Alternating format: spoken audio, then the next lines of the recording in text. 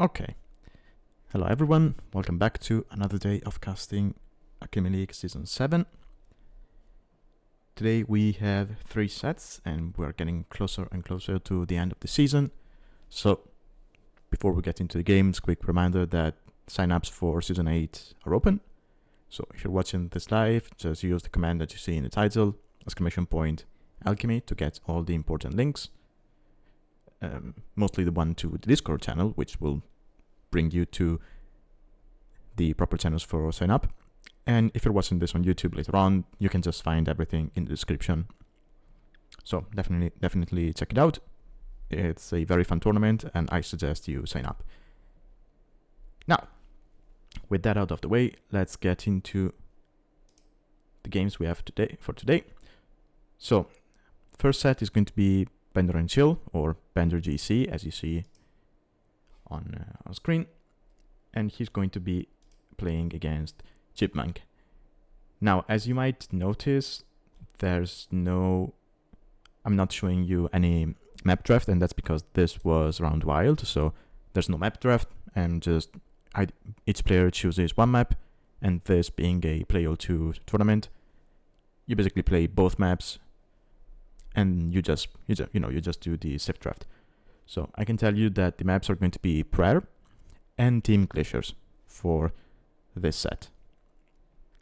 So, looking at civs, we have the usual 5 random bands. So Japanese, Burgundians, Ethiopians, Bulgarians, and Portuguese. All of which are pretty strong banks. We haven't seen much from Burgundians and Bulgarians, but I think you can find some maps where you can use them. Especially we have Prayer, so Bulgarians, they do not get any eco bonus, so they might probably struggle on that one because of how little resources there are. But at the same time, it's probably one of the few saves I would justify a Man-at-Arm opening on that map, simply because you get the upgrade for free with Bulgarians. Now, speaking of players' choices, as we see, BenderAndChill, he banned Georgians and Italians.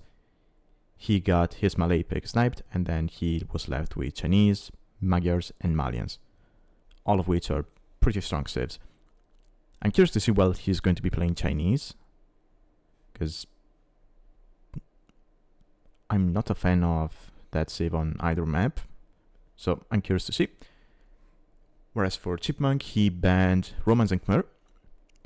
He got his Byzantine pick sniped, and was left with Persians, Lithuanians, and Mongols. Overall, I would say Chipmunk's draft looks a little bit stronger. I mean, he's got power houses like Persians and Mongols. Lithuanians are always good because of how flexible that starting 100 extra food can be. So yeah, overall, I would say Chipmunk probably has the stronger civ draft. But still, BenderAndChill has some pretty interesting saves, right? Magyars, we've seen the way Haro plays them, right? Just FC into Magyar Hussar spam, which has been a pretty strong strategy. And then if you get to late game, they probably have one of the best late game in the game, especially if the map is a little bit is open. And Malians are a very flexible save, so yeah. Overall, I probably prefer Chipmunk's draft, but BenderAndChill's is nice as well. Okay, so with that out of the way, we can jump straight into Capture Age for our first game, which is going to be on Prayer. Here we are. And we see Persians for Chipmunk here in teal, and Chinese for BenderAndChill here in the blue. So this is where BenderAndChill is going to be playing Chinese. Okay. It's a curious choice because, as I mentioned, you're very tight with resources on this map. Now that said, you have 2 patches of Tears, which are closer to UTC than they usually are on Arabia, for example. So sure, your start should not be that bad if you start pushing right away with one of your 2 scouts, because you have 2 scouts on this map at the start. So that could be interesting, but yeah, he's just now going to be pushing, so he will pile up the idle TC time. And now we can just go to teal, because I noticed the barracks at the start. I would just wanted to comment on the Chinese. And yeah, Chipmunk goes for 2 houses and a barracks straight away. And he's going for militia already. So this is interesting. It's something I've seen on other maps, in other tournaments. So I remember when I played the AOE Leagues, I think it's called, the tournament, where basically everyone, you just play 3 or 2 games, I forget, but every player chooses one map, and you're always guaranteed to be playing that map, at least in the Swiss stage. And one of the players in my group, he chose Aftermath as his own map. And okay, he's going to be laming the deer. And basically what everyone was doing, I mean, what he was doing, and then everyone started doing as well on that map, was you start with the barracks straight away. And that was basically to take control of the 2 marketplaces that you have on that map. It's a very tight build, but it kind of pays off, because if you get marketplaces, they generate resources. So the militia, they pay back from themselves. On this map, it's an interesting choice. I mean, especially against Chinese, it's going to be nice because you can lame these mouflons. He's not opting for that. He knows the mouflons are over there. Now, this is not going to be as strong as it used to be, because now if you kill the hunt, oh, if he loses the scout to the TC, if you kill the hunt or sheep with military, they don't spoil, right? So you can still take the food. They're going to be far away from your TC, but still you could still take this. So laming with militia is not as strong as it used to be. And aside from that, on this map, I'm not a fan of trying to kill villagers with militia, because you always start with loom here, right? Because you have two scouts at the start. So you start, if you try to make a villager at the start, you're going to be housed. And so people just get loom straight away. Even more so if you're Chinese, because you start with no food. So to a certain degree, I like doing this against Chinese, right? Because as I mentioned, these, if you kill them with the militia, they wouldn't spoil, so Bender would still be able to take the food, but at least you're against Chinese, you're making the food less efficient, so I would still have liked it. But he didn't go for the mouflons. He just, and he saw those, he just went for the woodline. And thinking about it, I'm not even sure I like this now on the new patch, because as I mentioned, they don't spoil.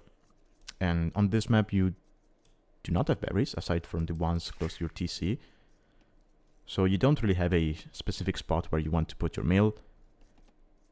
And so if you kill them around here, and they don't spoil, and you can still take them, then his opponent can just mill the area to still have it a little bit efficient, and he'll be okay with that. So overall, this kind of aggression from Chipmunk didn't really give in too much. He lost the militia. He lost the scout cavalry. Hold on. Oh yeah, he lost the scout to the TC. And he's ahead in Rest Collected, and he should be ahead in Bills as well, despite being against the Chinese. Well, first of all, a lot of idle TC time from BenderAndChill. So that's of course going to be working in favor of Chipmunk, but Chipmunk is also Persian, so this TC will also be working faster. And he's up to feudal. He doesn't have a mill himself. He's going for the second Lamborghini, but he needs a mill, right? Because this is the only food he has left. Well, he's taking the mouflons, but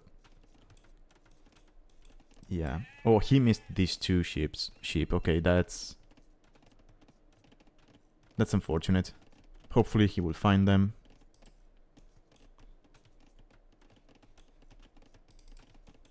Oh, they're right on the edge of the map. That's so unfortunate. Yeah, he might be looking for them. He's now going for a random mill over here. I mean, if you're going for a random mill, at least maybe make it part of your wall, I guess. Oh, but I guess he just wants to be able to farm around here later on. Okay, we have Feudal from BenderAndChill as well. He's going to be quite late to it. Although he does have 2 scouts, so this one from Chipmunk cannot take the fight yet. And let's see. Yeah, Chipmunk now goes into farming. He's not going to be... Okay, now he adds the archer range. Okay, so it's going to be archers. Honestly, it's understandable, right? He doesn't really have good food income at the moment. So you don't really want to go into scouts from here, because then you won't be able to properly produce them.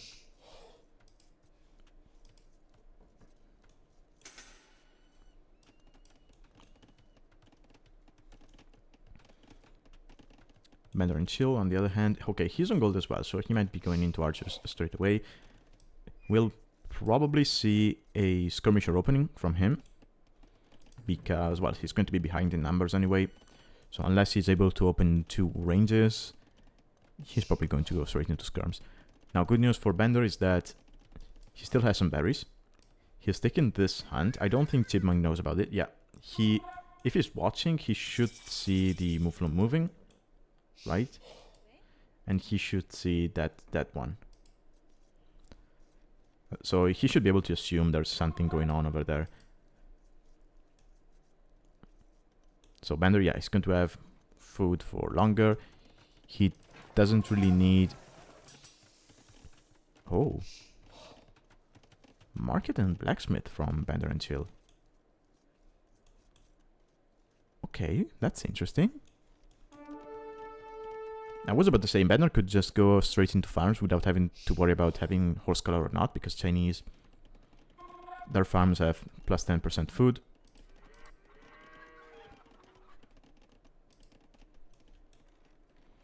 That's not as good as having horse color, because horse color gives you 75 extra food, whereas that bonus, I think it gives you something like 17, maybe 18. It's still better than nothing. Okay, scout goes down from Chipmunk, but now Chipmunk knows about these villagers, and he was thinking about going there with the archers.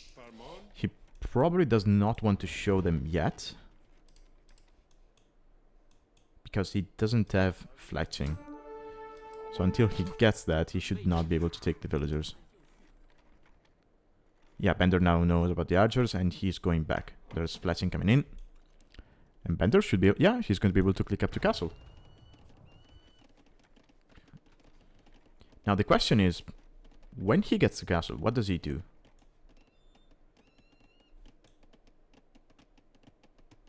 Because we see no other military buildings from him. So, I mean, the first thing that comes to mind in this situation is that he might be thinking to go into Fire Lancers. Right? Those things, they do not cost food, they just cost wood and gold. Of course, he's not taking gold anymore, and he cannot tower that gold because he sold the stone. But he's going for this gold. And he's going around. He's probably looking for somewhere else to... Yeah, he's looking for another gold, probably. Let's see. No?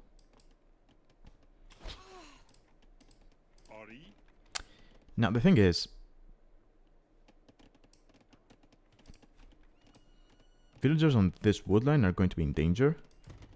He needs to evacuate this, and in order to do that, he will have to either delete... Yeah, you delete the lumber camp. And you just go here...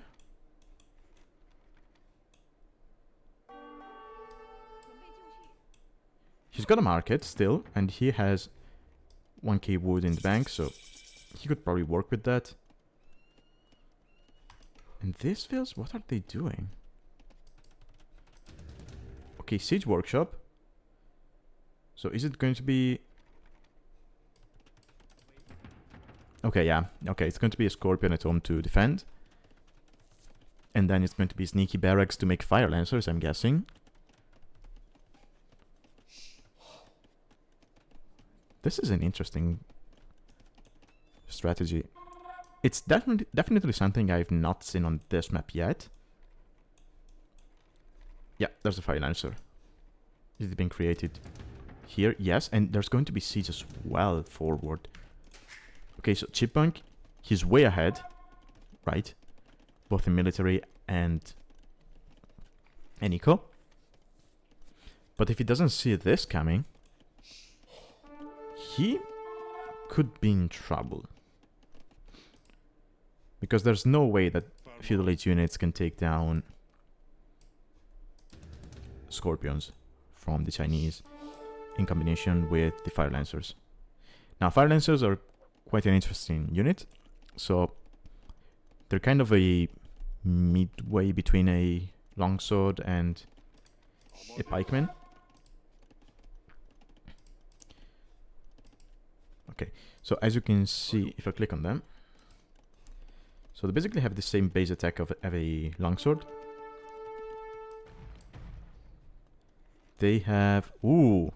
And Scorpions here killed everything. Wait, let's just roll back a little bit to see that.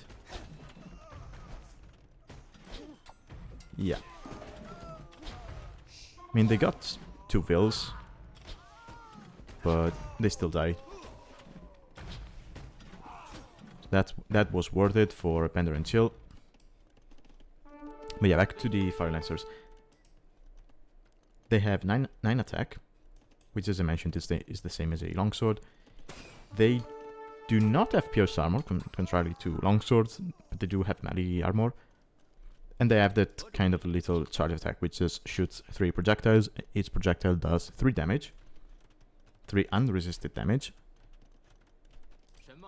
And then they have bonus attack against camels and cavalry. Not as much as a spear, but yeah, they have more base attack and then a pikeman. They do have more HP, because pikemen in Castle Age, they have 55. Longswords, they have 6. No, longswords have 55 as well. What am I talking about? Oh, and now it's going to be a rocket guard for BenderAndChill to pressure this area. Now, luckily for Chipmunk, he's Persians, so this TC will not go down easily. And if he keeps his archers' numbers, then he only has to worry about the rocket guards, because these guys, yeah, they're tanky, but they do die to... They still die to archers, right? Especially when you have no upgrade. One thing that needs to be said is that they do benefit from gambesons, which Chinese do not get. But yeah, they do benefit from those. Okay, now... Oh, by the way, Chipmunk is off gold. He would have that one accessible to him, but does he know about the gold? Yeah, he knows. But he doesn't have the resources to get crossbow and botkin arrow, so now he's forcing the market down. He'll sell maybe some wood and some food just to get those 2 upgrades. He needs to be careful to not oversell the food, because he's going to need that still for the upgrades. It's 175 for crossbow and 200 for botkin, so he needs to keep those. He needs to keep that, sorry. And in the meantime, BenderAndChill, he completely abandoned his base. He's not producing any more vills. He is all in this situation. He's just going full Fire Lancers with Scorpions and rocket cards, and... I mean, I said the archers can counter the Fire Lancers, and if your micro is good, you can probably counter the rocket cards as well, but if there's Scorpions as well in the mix, it becomes very, very difficult. And it's not like the Fire Lancers have to get close to deal damage to the crossbows, right? They have that little charge attack, which I forget, I think it's 5 range, if I'm not mistaken.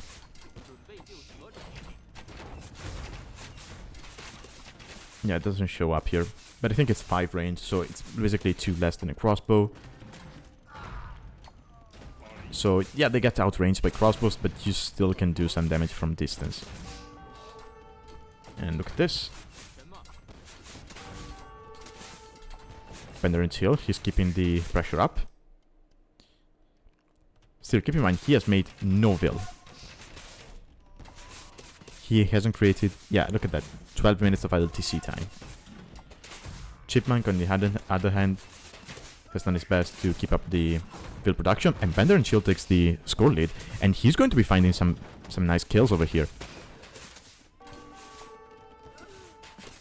Again, these guys, they're not upgraded. They have 0 upgrades. I don't think even... Yeah, not even Squires is in. But 9 base damage is going to be enough to kill Vils, right? Especially when you have these many of them. And the TC might go down here. Well, actually, 1 rocket car died to a single mangonel. But the thing is, Chipmunk, he's going to be struggling for resources. Look at that. He's able to cube 1 of the mangonel. But he's got no gold axes. He's soon going to have no wood axes.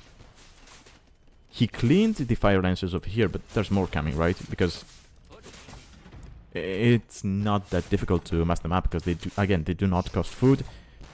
I think they're what, 40 gold, sorry, 40 wood, 55 gold, something like that.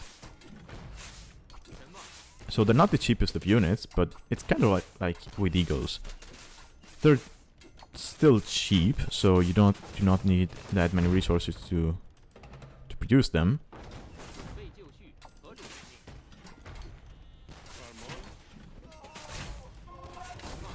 Oh, and one thing I forgot to mention when talking about these guys is that just like eagles, they count as shock infantry. So longswords actually deal extra damage to them. Longswords and most unique infantry units. Now what's good for Chipmunk here is that these guys, they do not shoot against siege.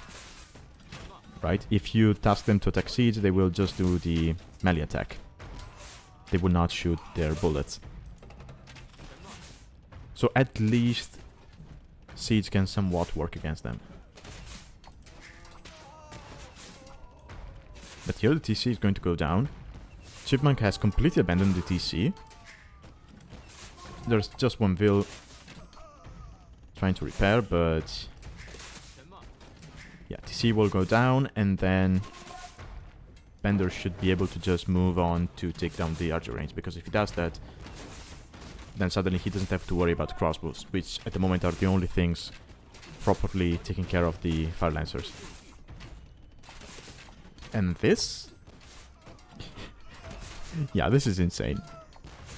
I love fire lancers, so I really enjoy seeing them get some love from other players as well. They're kind of a niche unit, because sometimes you try using them and you realize, oh well, they're not that strong, and at other times you use them and they feel amazing. And yeah, Bender takes the game.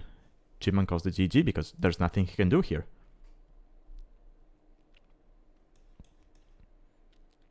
That was very well played from Bender. I was not convinced by the Chinese pick, because again, of how tricky the start is and how tight you are on with resources on this map, but yeah, it works out.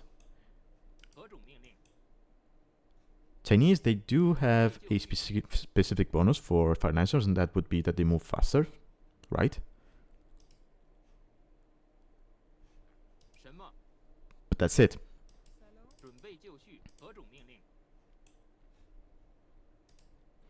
I would say there are other civs where fire lancers feel even stronger.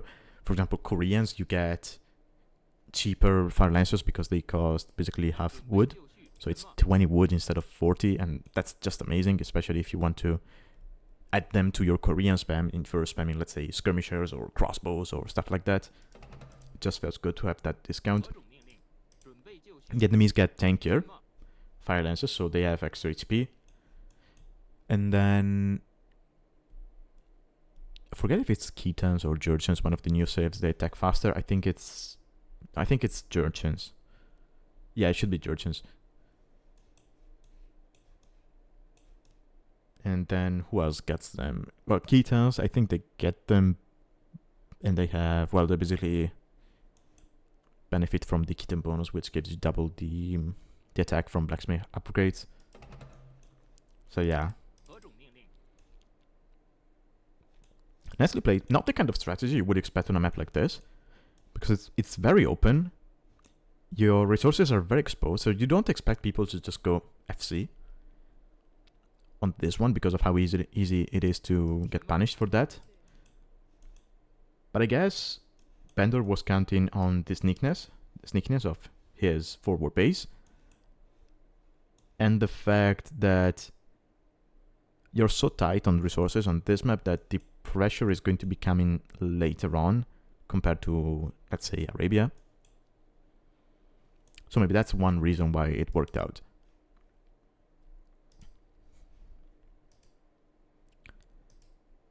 Okay, so yeah, society-wise, yeah, he had a maximum of 28 fails, but he stayed at 23 for so long.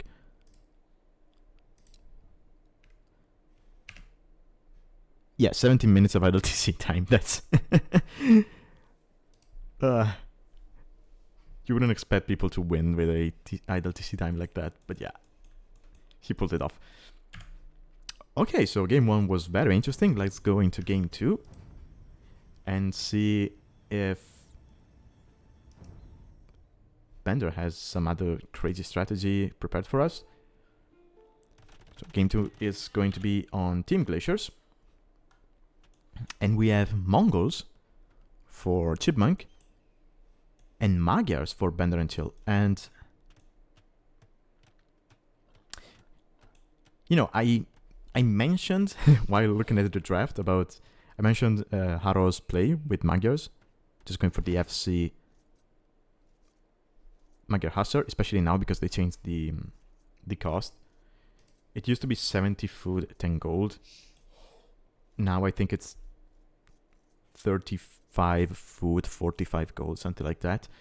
So the total amount of resources is the same. They just changed how distributed it is between food and gold.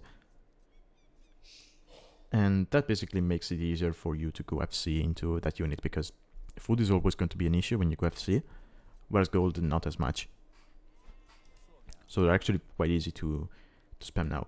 And about this map, before the tournament started, I was discussing this map with Ray,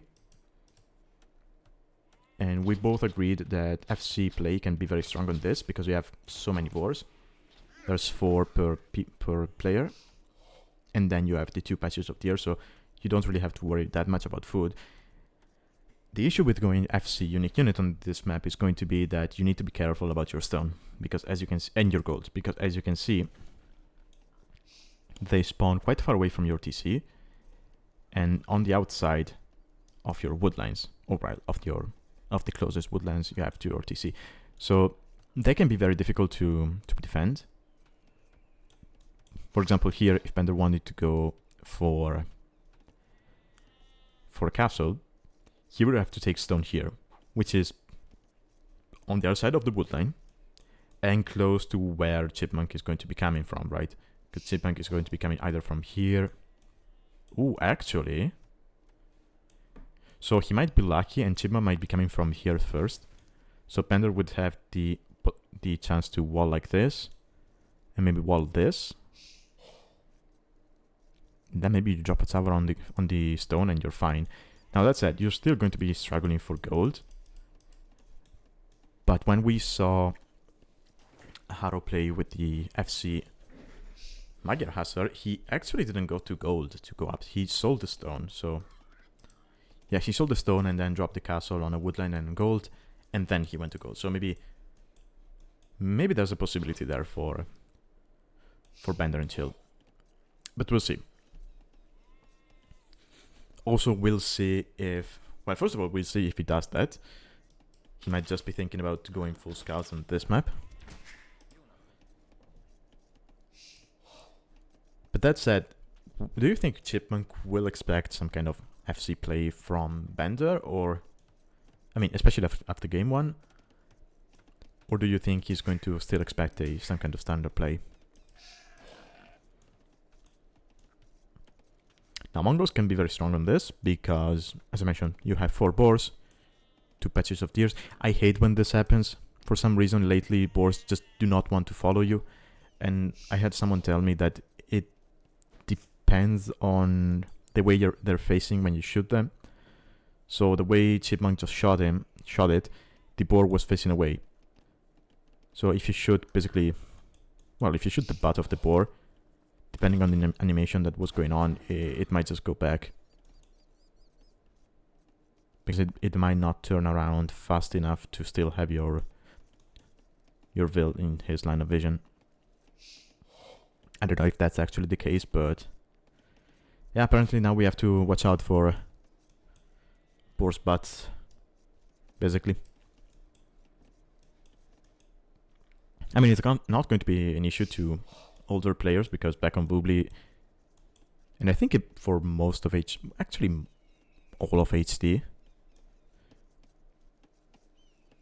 maybe, yeah, maybe that might have been the case for DE for a couple of years at the start, but you older players, they're used to shooting the boars 2 times to have them follow you. Nowadays, you shoot them one time and they'll follow you, but back in the day, you need to do it 2 times. And I think, yeah, I think it happened at the start of DE as well, because I do remember doing that. Now, I'm not too sure if I did that out of habit or if I did that because that was the way you were supposed to be doing it, but yeah.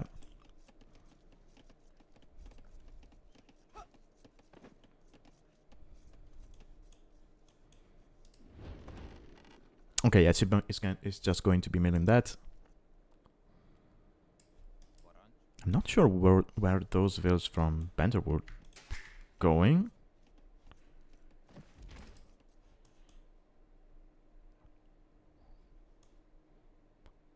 Is he looking?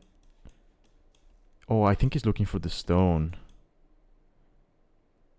Maybe? Wait, is he looking for water in the corner? Because sometimes, depending on the generation, you might have some small lakes in the corners. Like this one. Or this one. I mean, some generations I've seen where the lakes were like this big. So I don't know if that's what he's looking for, but this is weird. And he's got more Vils coming for. What the hell's going on? Oh, he's going for that son, I think. I think he is. But that's too late, no? And Chipmunk is up to castle, so this is going to be Step Lancers, I think. From Chipmunk, most likely. Let's see. Yeah, he's going for the stone. So he does want to do the... Yeah, he wants to do FC Magyar Hussar. Ooh. Oh, hey, Tech. No. I was not complaining. I just saw 2 random Vils walking around from Bender, so I was wondering if he wanted to try to fish boom. But no, I think he was just looking for the stone, and... Yeah, he couldn't see that one. And now he's going for that. So yeah, this is going to be an FC Magyar Hussar attempt from Bender. Not the best start for him. Yeah, he's going to click up, but he's going to be about 1 minute behind. Yeah, that's the barracks, and the stable is just going to be following that. Chipmunk will not need to go on farms for a while now because of the deers. He needs to be careful because this is a Magyar Scout. So it got the attack upgrade for free. And yeah, Bender now saw the barracks. He's going to circle back. He will see the stable. And seeing the uptime from his opponent, he will know it's Step Lancers. One of the most annoying strats to deal with lately. Yeah, he walled his Stone Vils. I don't think it's going to be enough against Step Lancers. If these were Stone Walls, then yeah, sure. But Palisades are not going to cut it. Now, luckily for him... Okay, this is going to be a little bit RNG dependent. Well, not RNG, but... pathing dependent. So if the Step Lancer were to go through here... Oh! Actually, he might not be able to see the stone. Oh! I can't believe it. Or if every single Step Lancer's paths like that, then Bender might be fine here.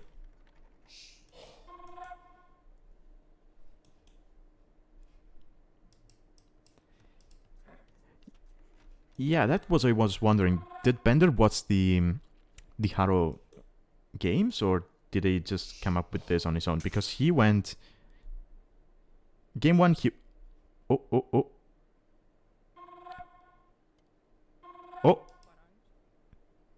So if he's not looking, yeah, I don't think he was looking. Game 1 he went for FC with Chinese.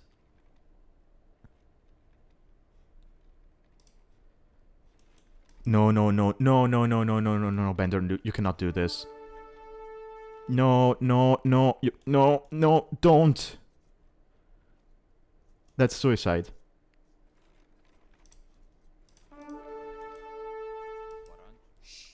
Oh god, is he actually going to be...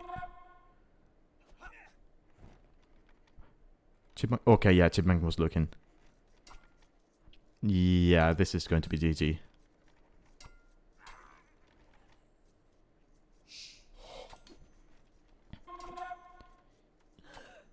Yep. That castle will get denied. Yeah, stone walls are not going to cut it. Because Step Lancers have +1 range. Yeah, and Bender just calls the GG.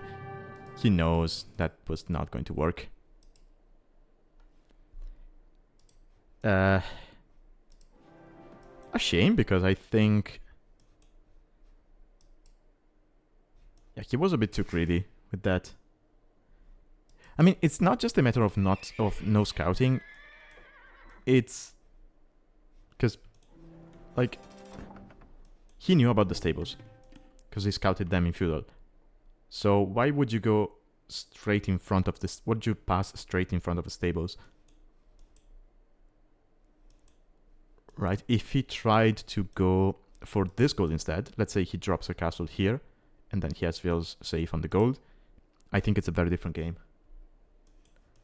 I just don't understand why he wanted to be that greedy with that little villagers, because that was, what, 9 vills? Even if it doesn't get spotted as he's going, but the moment the castle starts going up, I think it still gets denied. Because of how little villagers he had. So kind of a suicide move. I'm a little sad about that, because I would have liked to see Step Lancer against Magyar Hussar.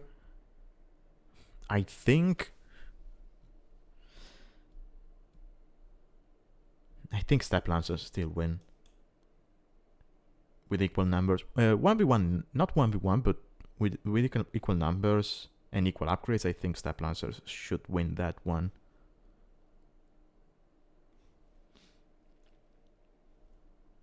Because they have the same attack. The Magyar Hussar is going to have more HP. Yeah, I mean, these are Mongols, so they have 72 base HP. The Magyar Hussar has 80, if I'm not mistaken.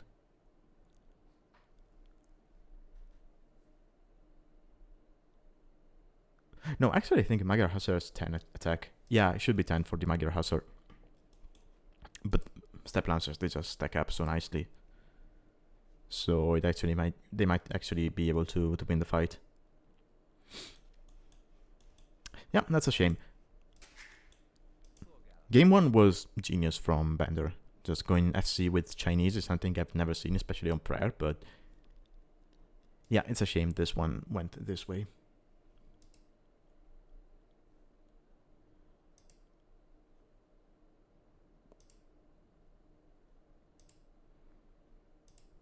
Also, speaking of scouting, he didn't know about this stone, and he went for that one. He had 2 vills roaming around here looking for the stone. He then found this one and sent like 9 bills straight to that, which is very forward.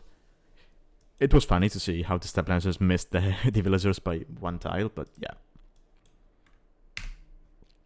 That's unfortunate.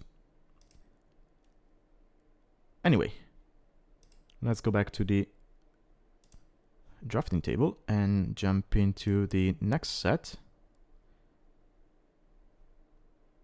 Oh, I just realized I forgot to introduce the players at the start. Oops. Well, I'll do it now, sorry. So, we just watched Bender, who is a player from Peru. As you can see, around 1500. And I think this is the first season he plays with us. Chipmunk, I think he played at least the previous season. I might be mistaken about that, but I think he did. And he's slightly lower elo-wise. Still managed to tie the set 1-1.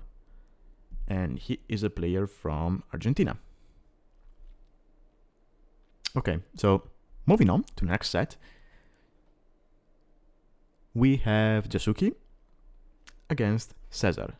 So Jasouki, he's been with us for a while, also makes maps for the tournament, specifically for this season. He made Graveyards. He is a player from Spain, and he's currently sitting at 1200 elo, as you can see from this. Well, actually, he has a highest of 1200, sitting at 1155, but still. César, if I'm not mistaken, he's another newcomer to the league for this season. He is just like Jasouki, he's from Spain, and he is around the same elo, so 1100 at the moment. So this should be quite the balanced match, and I'm curious to see what they will have in store for us. Oh, he played Season 6, okay. Yeah, because he also made a map for Season 6. I forget which one it was, but he did. Might have been the Thaw, if I'm not mistaken. Oh, César is a friend of Jasouki. Okay. So we have a fight between friends. All right. Okay, yeah, it was the Thaw. Perfect. Okay, so for game 1, we're going to have canals. So this was played in round 8. Yeah, last round of the tournament. And then for game 2, we're going to have prayer. Okay, oh, so Jasouki played 1 season, he liked it, and invited a friend. Yeah, that's what people should be doing, right? If you like the tournament, either as a player or as someone who's watching, just talk about it to people you might think would be interested. Because it's a fun tournament, so just give it a try. So for civs, we have usual 5 admin bans: Mayans, Sicilians, Mongols, Incas, and Dravidians. Very strong bans, especially when you have canals as a map. Well, Mongols, we just saw why they're so strong, and they're strong in general on pretty much any map. Sicilians, I use them on canals. I think they're pretty good on that. But yeah, that might be just me. Dravidians, great on that map because you eventually want to play water. Mayans, we've seen a couple of people use them on canals and actually get good results with them. And Incas, in my opinion, are very good on prayer, same as Mayans, so it's good to see them go on. Going for the player picks, or rather the player bans, we have Chinese and Portuguese from Jasouki. He got his Bengali pick sniped in a random way, so César went for the random snipe. Was left with Romans, Cumans, and Georgians. Ooh. The Cuman pick is a little bit weird to me, but we'll see. We'll see whether he plays them or not. They might actually be decent on prayer if you have a proper build because of how exposed the resources are. So going for the second TC could be a viable strategy, but we'll see. And as for César, he banned Persians and Japanese. Pretty strong saves overall. And after getting his Berbers pick sniped, he was left with Italians, Huns, and Magyars. Okay, so overall, pretty strong drafts from both players. Jasouki's is a little bit more cavalry oriented. Well, Romans can go into infantry, but normally you see them open cavalry. Whereas César has more of a varied draft, if you will. Italians, they generally go into archers. They can play cavalry, but they tend to go into archers. Huns, they can do both cavalry and cavalry archers, and the same can be said for the Magyars. Magyars actually have fully upgraded arbalesters, actually. So I would say overall more options for César. Okay, so let me load up game 1 from this set, and we can see what they have in store for us. Okay, let me change scene. And here we are. So, we have Magyars for César, which I was not expecting here, and we have humans for Jasouki, another pick I was not expecting on this map.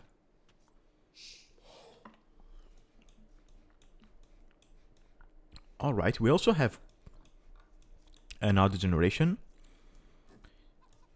which I saw in some of the editor generations I did check out what the map was like, but I don't think I've seen it yet in an actual game. So you can see that the actual canal that you have on the map, actually, why is it called canals when there's a single canal? Same with Paradise Islands. Why is it called Paradise Islands when there's one island? But anyway, you see how it is quite shifted from the middle of the map. Normally you see it in the center, so it's can be oriented in any way, but it tends to be in the middle of the map, whereas here it's a little bit shifted to the left, which is interesting because it leaves this area more open. It makes it easier for players to maybe wall one side and maybe play open on the other one. We'll see. I haven't tested this, just saw it, but yeah, we'll see. So far, pretty standard build. They have the veils on food. They're just going for the gold, for the wood. We have a chicken generation, so uptimes might not be as fast as they usually are because they're not going to be able to push deer. Extra boars. They do tend to spawn. Okay, we have 2 here, closer to César. Actually, César has all the 5 extra boars closer to him.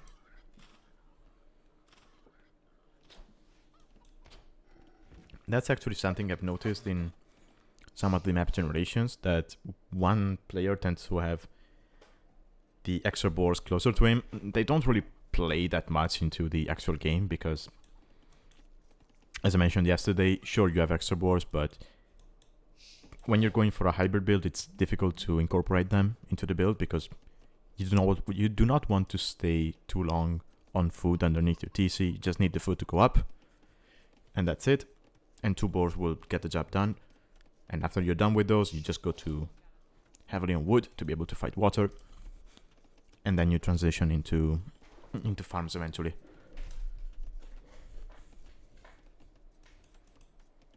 So César already going for the dog. Jasouki might be going... Yeah, he's going to go with that will.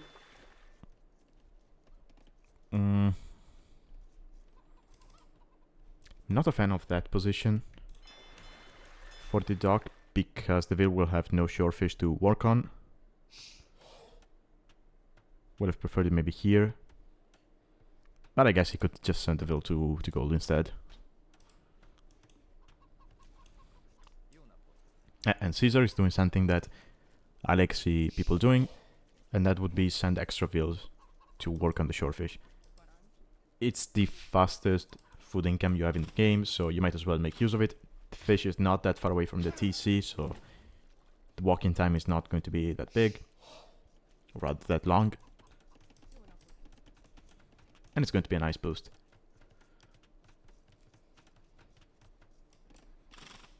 Ooh, César might lose this scout here. Okay, no, it's going to survive, but 9 HP. against a full HP scout is not going to be the best, especially when you're Magius, right? You want to keep this one alive with as many HP as possible, because at the moment you get to Feudal, you have a very good power spike with the free attack upgrade.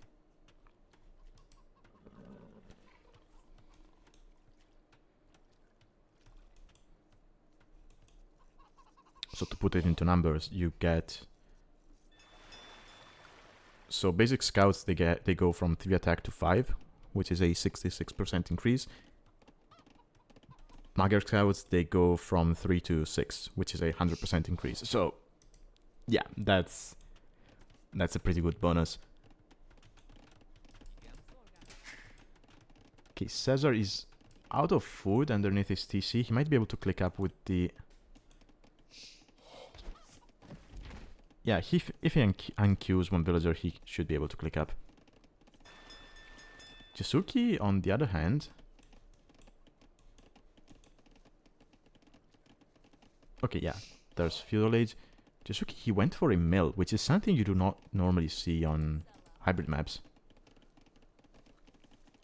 At least not in Dark Age, right? You tend to see it in Feudal Age. Or if you see it in Dark Age, you put it down while you're going up to Feudal, not before clicking up, and he's going to be struggling with resources. And judging by the uptime, this is not going to be a double TC boom, because it's a little bit too late to do that.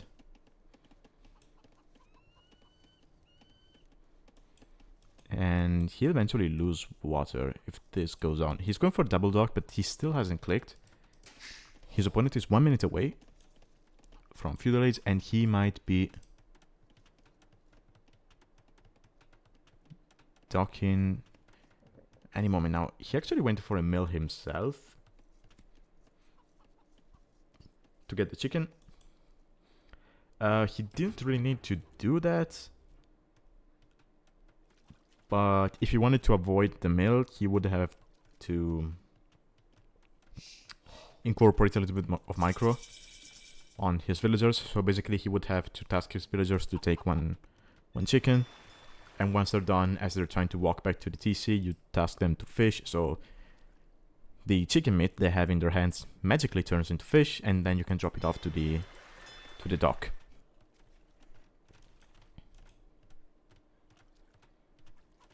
And then you just repeat the whole process. But again, it's micro intensive. Okay, Jasouki will now see the stable. Jasouki, on his way to Feudal, he's dropping so many farms. 5 farms before getting to Feudal and getting horse collar. He should know now. Yeah, he knows about the fire. César going very aggressive here, even with the tower on the dock.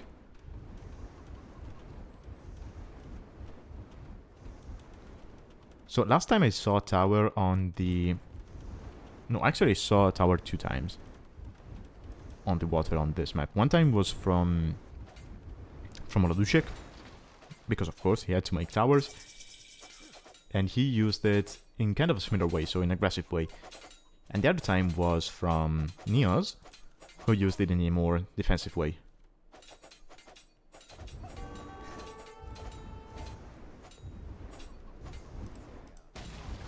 And then you have my approach, which was dungeon on the dock, but that's a different story.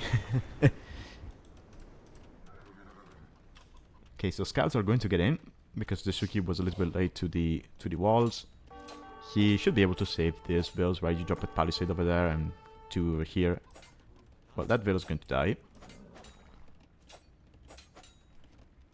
Yep. He's adding a barracks. And he... Wait. Oh, no, never mind. I was looking at the wrong resource pile. So he should have enough resources to make a TC if he wanted to. Secondary one.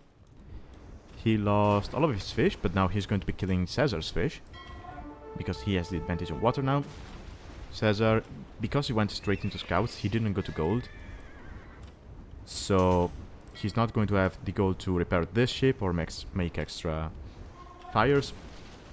That means he's also not going to have the gold for making the demo, but Jasouki doesn't know that, so he might end up being a little bit too scared to stay close to the dock.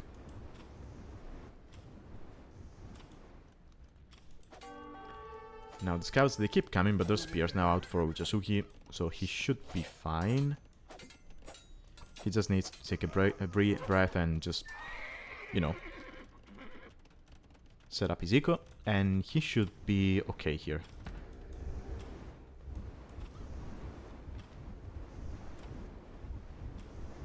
Also, if he shifts to aggressiveness, keep in mind that César used the stone on this tower, so he should not have the stone to defend the dome.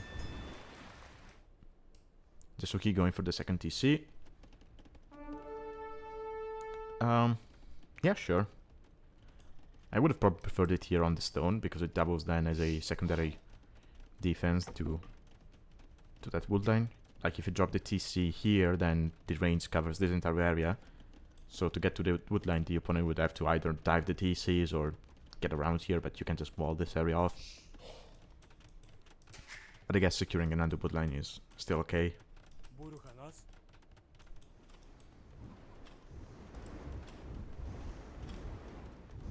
Okay, Jasouki took back the water. He's now going to be adding fishing ships. On the gold, actually. Okay. And he got a couple of his vills killed by the scouts, but now he's going to have a second TC, so he should be able to overtake his opponent vill-wise. But look at the eco that César has behind this. 18 farms. I'm not sure all of them have horse collar. Well, actually they might have. Oh yeah, they do. Okay, that's nice. Jasouki, he got it, but he made these farms in Dark Age, so they're going to expire now, and he will have to drop 300 wood into those. Now going for a blacksmith. And I'm guessing we'll see a market afterwards, because if he wanted to, he could go fast castle behind this. Well, not fast castle, but just straight up to castle.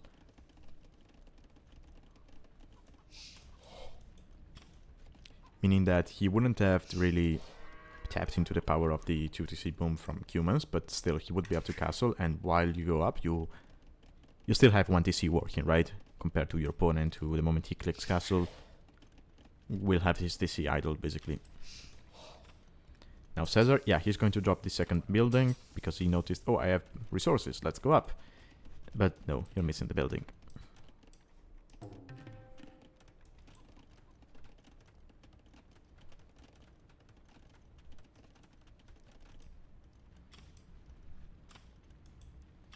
Yep, we have castle age from César. Single stable. Being Magyars, he could easily go. He could easily keep going into scouts here, because they're cheaper. Maybe you drop the second stable. The moment you get to castle, you have about 10 scouts. You get light cav. They have both the attack upgrades, and you can just wreak havoc into your opponent's base with those. Humans, they do not get stone walls, so keeping out units is actually harder than it is without sieves. Okay, there's the castle. There's the not the castle, the market from Jasouki. He's got quite a lot of gold into the bank, so he will be able to buy his way to the next stage. And his eco is going to be better, right? So as long as he can keep out the pressure from César in the castle with knights at this point, it's going to be knights. Oh, actually, he got fletching. I'm guessing for the towers, so that it would more easily take the fishing ships. Okay, we have castle from Jasouki. But yeah, being Magyars, he could just switch into CA at this point. You do not have a direct bonus on the CA, like for example Tatars have. or the Hansap, but you do create them faster. Sorry, I meant you do not have a direct bonus, which makes it easier to produce them or to play with them. Because, well, for example, Tatars, you do not get a discount, but having Tampering for free just makes it easier for you because you do not have to invest into that. And they are going to be great to micro as soon as you get to castles, like right straight out of the box, which is nice.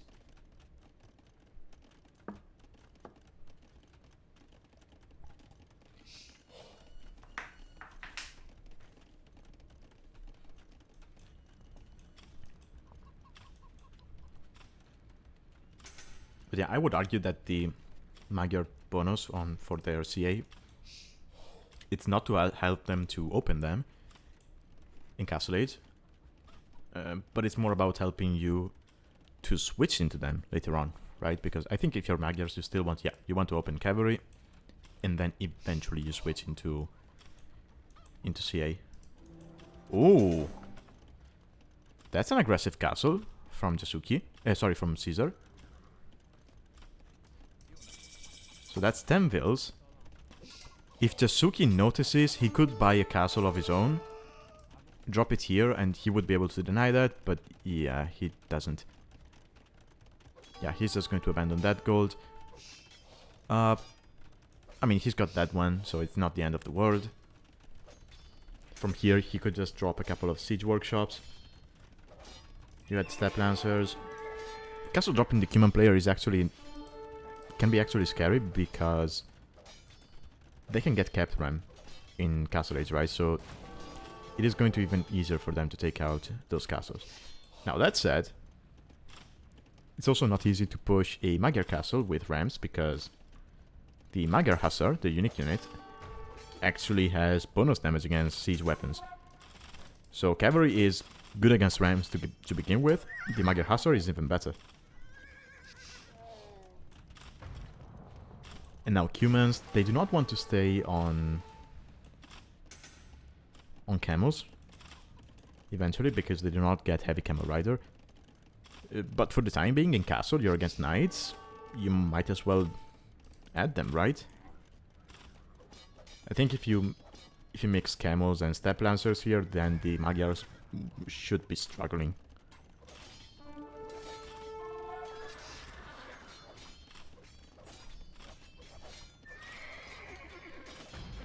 Yeah, look at that. And Jasouki, he's about to drop a castle of his own. And honestly, with the eco setup he has behind this, he could even think about going for Imperial. Right, he's got 30 farms. Yeah, he's going to be adding more. The moment the castle goes up, he can think about Imperial himself, right? Because the castle is going to keep this area safe. He could just house wall or even stable wall, because the stables cost less with humans. Stables and archer ranges. You maybe keep a group of 20 camels, something like that, just in case. And you go up behind that.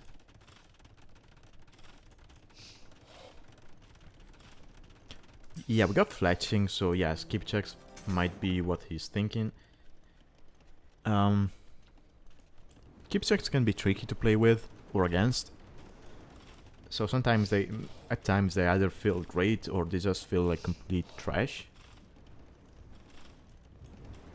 Okay, we have a cavalry switch, cavalry archer switch from César. Getting Tampering, getting Husbandry. He already has Bloodlines. So he's only going to be missing the second armor upgrade. And sure, CA are great. But we have 2 TCs and a castle from Jasouki, so I doubt he's going to be able to find damage. Oh, and this is what I mentioned. We have capped RAM from Jasouki.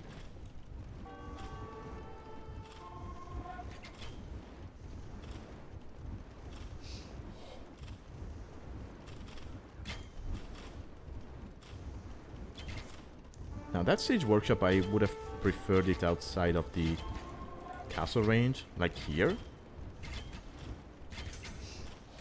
Luckily for him, the castle is attacking the houses instead of the siege workshop. But yeah, and Jasouki almost has enough resources for another castle. He could maybe drop it here in front of the stable just to completely lock down that side. Or maybe use it for map control, and I don't know. Honestly, you see César's units are over here. That's a bad engagement for Jasouki. He's going to be throwing units.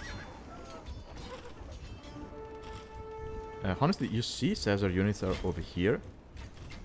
Just take, yeah, this 16 bills, walk around the map, sneaky, and you drop it here. I think you win the game. Because César will have nothing to contest that with. And 16 bills, the castle is going to be up by the time the units get there. Maybe you lose a couple of bills, but that's it. But no, Jasouki's thinking more about taking down this castle. And I don't think he knows... Oh, actually he knows about this area. He knows about that gold.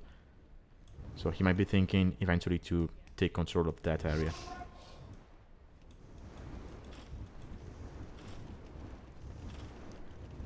Oh, hey Bender. Welcome.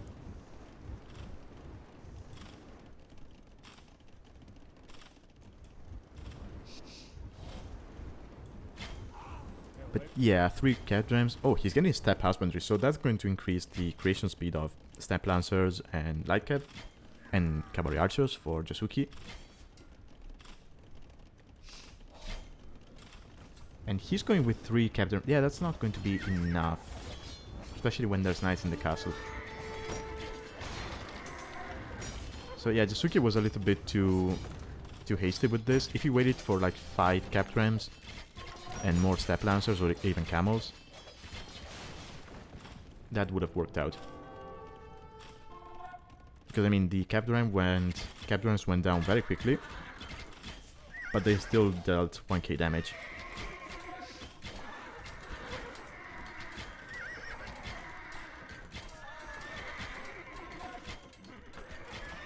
And yeah, I mean, César now realizes he needs to go to Imp. Probably sees the second castle as well. Okay, no, he doesn't know about the second castle. But yeah, Jasouki is investing more and more into Imperial.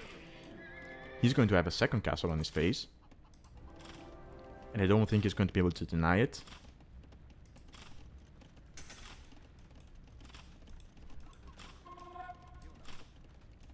Vills, they're not that many, but you've got the castle fire helping, you've got units. Jasouki has no military to contest that.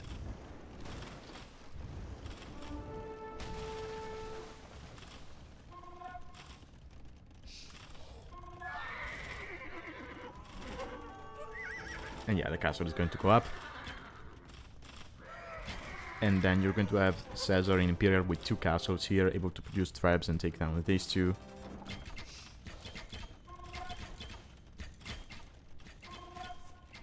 Jasouki still had Vills, but this farming area got denied. Yeah, he's deleting the farms just to make sure that Vills do not go there to get shot down by the castles. He will now click Imperial, I guess. Yeah, he clicked it. Yeah, it's behind in this TC. Luckily, it is not in this one. And he's going to drop another TC.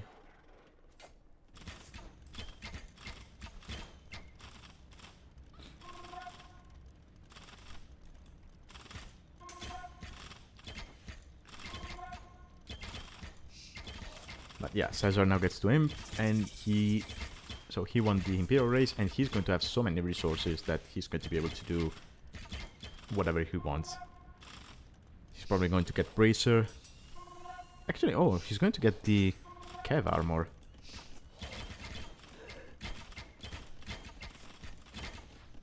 Okay, no, he opts for Bracer. I actually would have liked the Cav armor, because sure, he's raiding with CA at the moment. But for the time being, I think raiding with knights over here could have been nice. But I mean, yeah, this works as well. Yeah, double castle production for traps.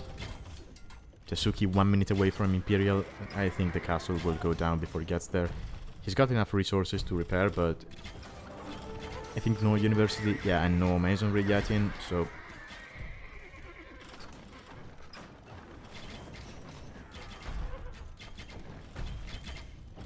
Yeah, no, we got Parthian Tactics and Heavy Cavalry coming in. César could even get the recurve blow because he has the resources for that, and that's going to add 1 attack and 1 range to his Cavalchers. I mean, if he just sells some food, he can get the gold for that unique tech. One of the strongest unique techs in the game. Or rather, one of the most valuable, I would say. There's probably stronger unique techs out there, but the amount of value this gives you is incredible.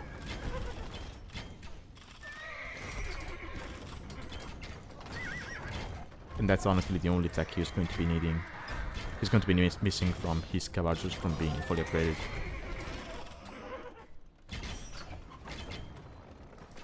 Jasouki still ahead in Vils, but he's got no military presence or a map control.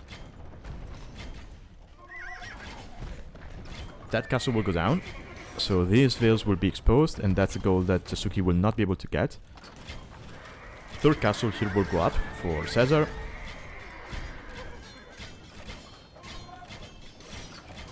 Again, humans with no... Where is it? No heavy camel rider. It's the only civ getting camos which does not get heavy camel rider.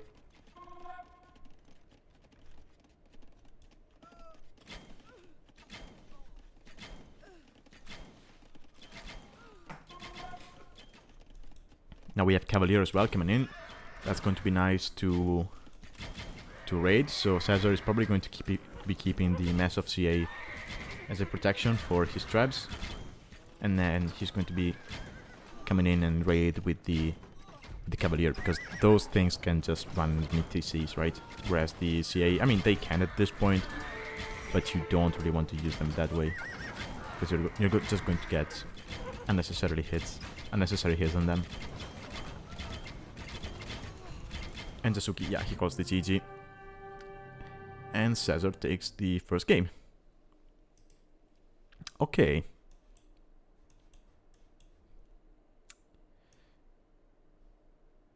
And look at this. I mean, César had a low farming eco behind this, but still he was faster to cast 2 Imperial. Oh, he actually idled his TC quite a lot. But I mean, that makes sense, right? The moment you get your castle position up, you start thinking about that imp timing. He started investing into CA, which do not cost food. And so, yeah, he was able to afford Imperial before Jasouki. Again, I think Jasouki could have just, you know, dropped a castle over here and then go up to Imperial himself. He was not in immediate danger. So maybe investing too much into Castle Age was a mistake. Or rather, either that or he didn't invest enough, or rather into the right things. Because only 3 capped rams sent out with no support, not the best decision. If you have like 5 and you have some support, then that castle goes down. And then that doesn't give César an opportunity to get up the second one. And he's open at home. So you clean this position, you can just start thinking about raiding your opponent. But yeah.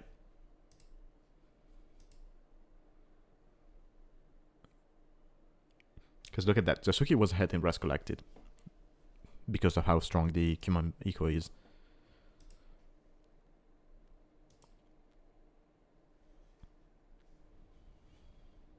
Okay, so let's load up game 2, which is going to be on Prayer. So we have another game on Prayer.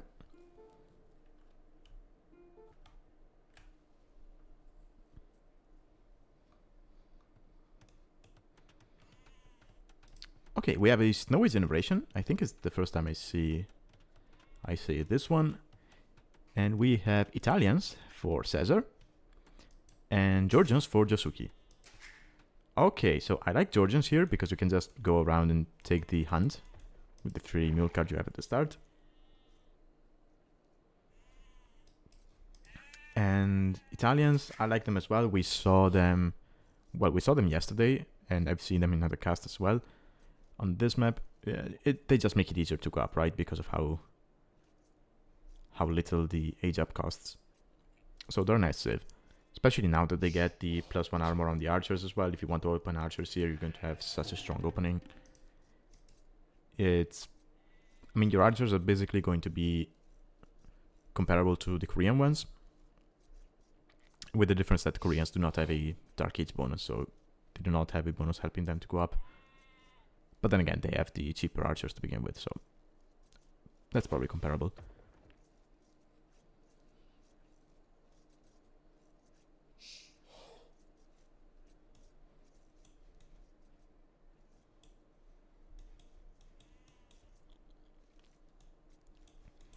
Now, Georgians. Okay, Jasouki needs to be careful with this mule card because it's quite slow moving.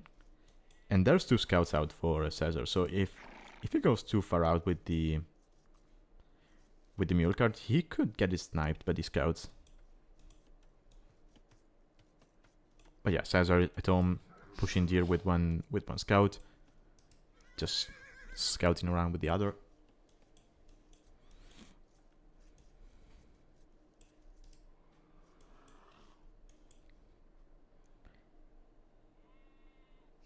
Dreamland biome. Okay. I mean, I could see it with the peach blossoms and the statues, but I don't know. All of these shipwrecks, they do not scream Dreamland to me, but sorry, but yeah. I guess the pile goes to the piles of gold do.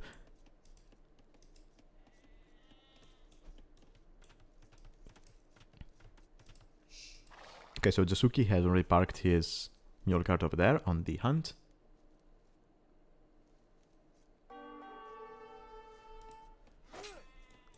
Ooh, Villager taking the fight from downhill. This is a loomed field though, so yeah, Jasouki trading some HP. He might be able to turn back and fight.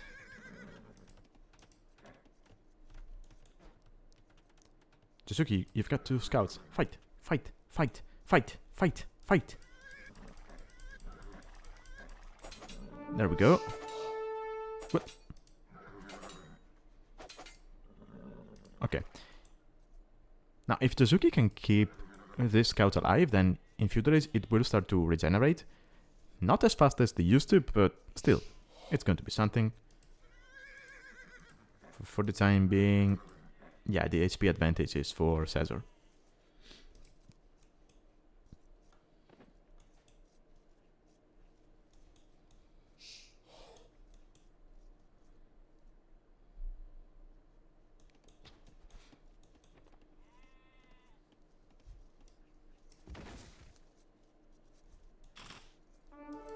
Ooh, César might be able to take the sheep here. No, okay. He thought about it. Is he going to lame the sheep? 1. Oh, oh yeah, but they okay, yeah, they do not spoil anymore, so that's, yeah, that's not worth it. Risking it like that.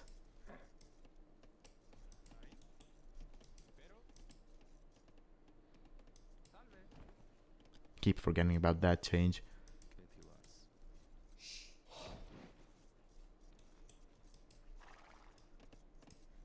Okay, pretty standard build. Ooh, actually César has a lot on wood. Is he going for dock?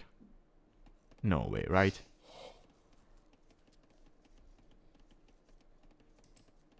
Actually, wait, was it César who went for that god play on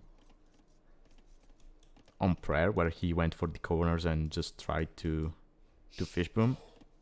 I forget who it was.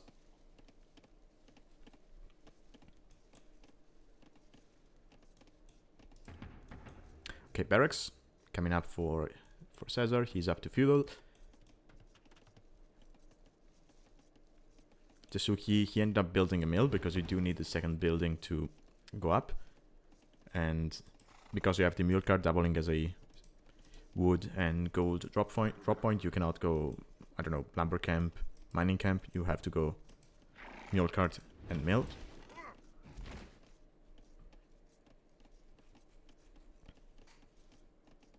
And he's up as well.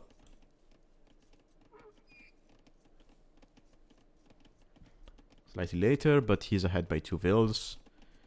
15 seconds more to buy the TC, but that's acceptable, I think, on this map.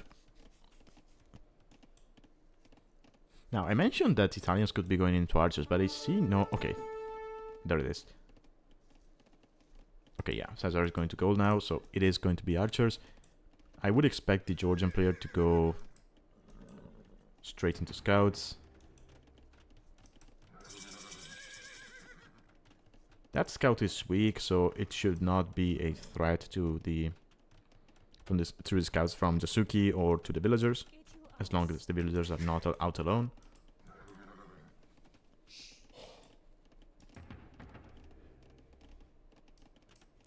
Yeah, there's the archer range from César. Jasouki. Okay, he goes back. If he went on, he could have seen the double archer range. Is this a team game?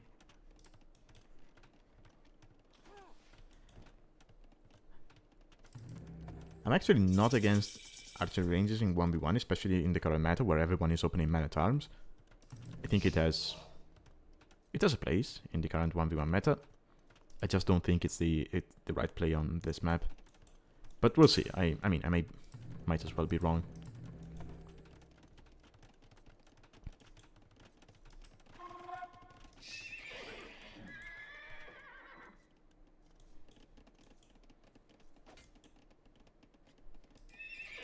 Okay, we have a stable up for Jasouki. This scout is going to be regenerating. He is going to be annoying with this other one.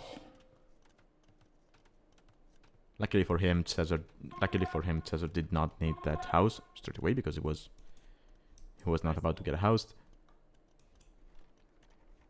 Okay, he's now going to for the blacksmith. He will not have the food for. Oh no, okay, he's going to have the food for fletching because he was taking these steers.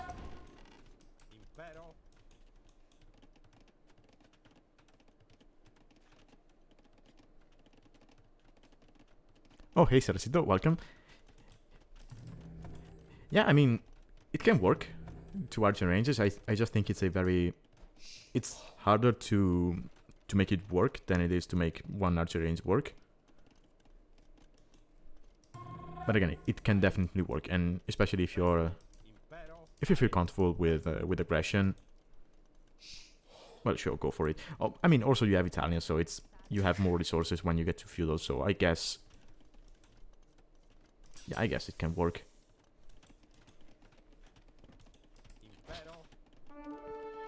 Hey, these archers. Oh, we already have skirmishers from Jasouki. These archers, they do not have flashing. It's coming in now. So these scouts might be able to find some kills. Jasouki needs to check the upgrades on the archers and send his skirmishers forward. Now, 4 skirmishers now should be enough to take care of this, especially if there's the scouts. If he fights with all of his units at the same time, of course. We do have a blacksmith for Jasouki, but no upgrades yet.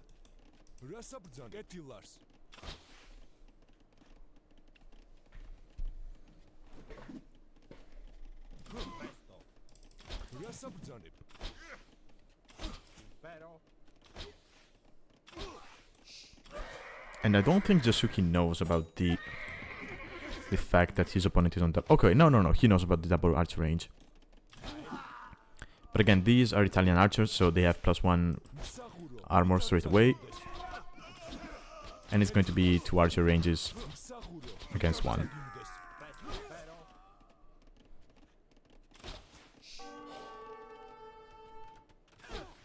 That tower, yeah, that tower will get denied. No, no, but I mean, there's going to be so many dead fills. And now he could just sit underneath it.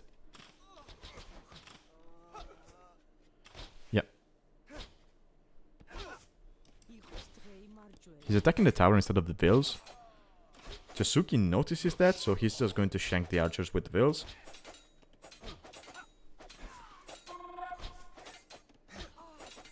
Okay, now he's attacking the vills again. But there's a skirmisher, so yeah. Still, that was a lot of vills lost from Jasouki. That said, he's not that far behind, because there's more IDOTC from César than there is from Jasouki. In general, yeah, Jasouki is ahead in farms. It's going to be triple archer range, okay. Alright.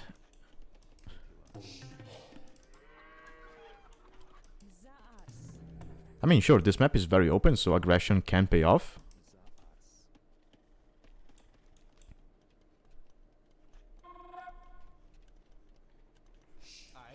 Yeah, there's a lot of gold floating, so I guess it makes sense.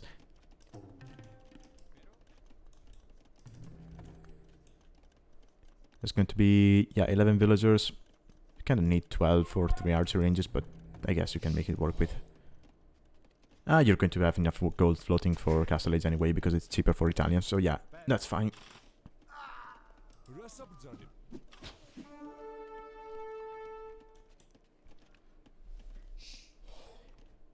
Yeah, Jasouki needs to realize that he cannot fight.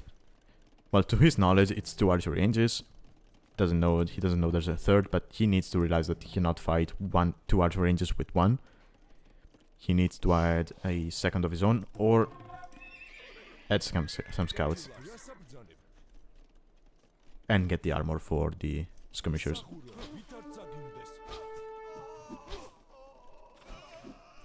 He put a lot of vills on gold. I'm not sure why, because he's making skirmishers. Yeah, he's going to win this fight.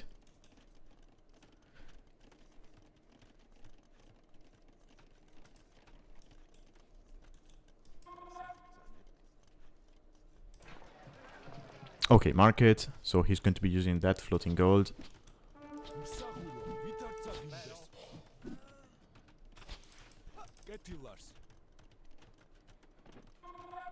Now, the bad news for Jasouki is that, yes, he's finally defending from the archers, but he's making skirmishers.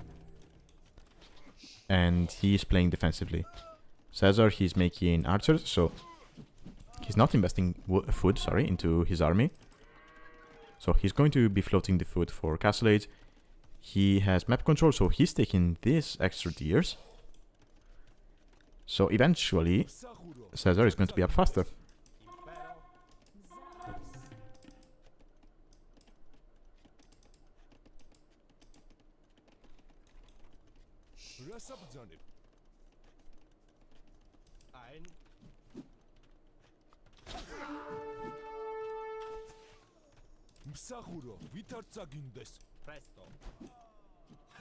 Okay, market is up, so should be able to balance the eco now. Still missing the archer. The armor upgrade is going to be a problem for him, and yeah, César about to click up. Any moment now.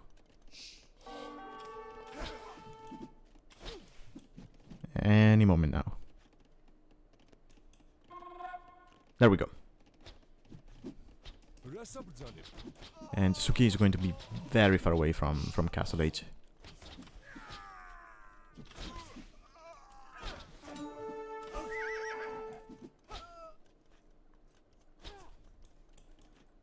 I mean, he's got a market and he's on gold, so he could maybe buy 100 stone, drop a tower here and wall around, just to make sure that he has safe resources, but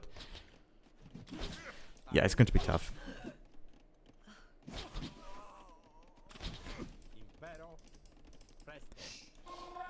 I mean, it's fine, you're microing the archers, so it makes sense that you kind of forget to click up. Honestly, it's better to just delay the Castle Age by a couple of seconds than losing your archers to the skirmishers because they're not looking.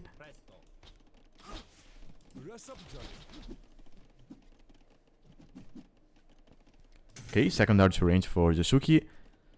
So on one hand, that's going to be okay, because now he's going to have the proper amount of skirmishers to counter the archers.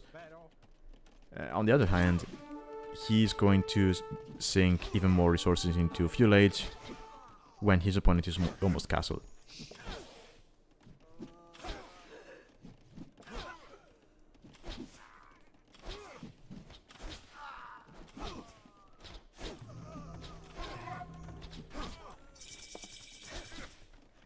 Now there's going to be crossbow. Yeah, and Jasouki just caused the GG. He knows he's too far behind. He almost has the resources for Castle Age, but this map is too open to survive until Castle. The support line is depleted, so archers can just walk around it. I could even ignore the tower if he wanted to, and then they just can patrol this area of Jasouki's base and just be annoying and deny all resources for him. So yeah, César takes the set, to 0. Very convincing game 2 from him. Game 1, I still think Jasouki had a chance if he played it differently, or rather slightly differently. But yeah.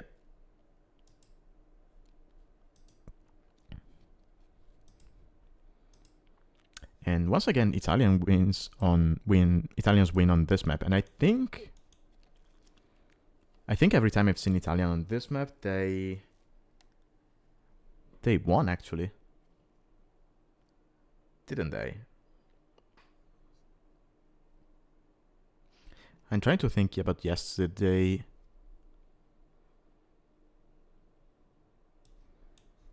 Yeah, I think they won yesterday as well. I think the first time I saw them, it was someone playing them against the Gods, and they won. It was a long game, but they did win. Okay, yeah. So it was Bender going for the... Oh, Bender, were you the one going for the 3 dogs in the corners? Okay, yeah. Okay, yeah. Okay, yeah. Yeah, Italians ended up winning. It was a hard fight because, again, it was a long game, but yeah, they ended up winning. Yeah, Italians, they're good on this map to begin with because you go up easier on a map where you have basically no resources. And then, yeah, the new bonus to the archers is insane.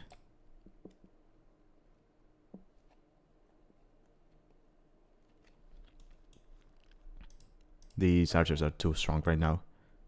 I'm not sure why they made that change with Italians. I think they were fine. They were the way they were. So I don't know. Or at least do not make it so that the bonus starts in Feudal Age, right?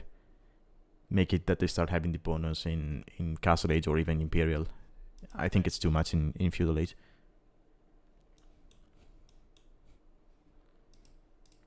But yeah. Okay, so that was the second set for today. I'm going to take about 2 minutes of a break, and then I'll be back with the third set for today, which is going to be... Oh yeah, MrOsoVC8 against Wisenatic. Okay, I'll be right back.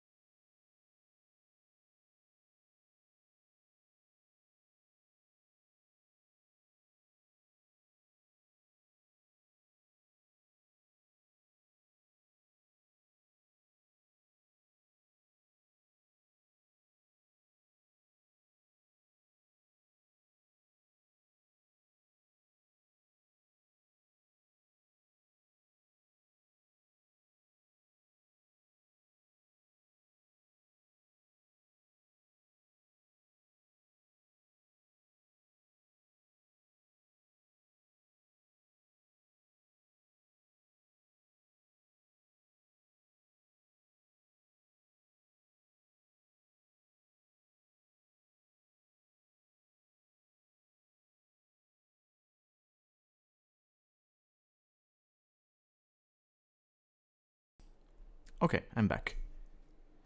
So, as I mentioned, let's jump into the next set. Here we go. Alright, so we have MrOsoVC8. I do not even know if that's the right way to pronounce the name, but I'm just going to call him that, or MrOso, against Wisenatic. So, MrOso, he is a player from Mexico, currently sitting at 2k2 elo with the highest of 2k3, and I think he's started playing with us with this season, if I'm not mistaken. So he's kind of a newcomer, despite, I mean, he's a high elo player, so he's not going to be a newbie in general, but he's going to be a newbie to the league.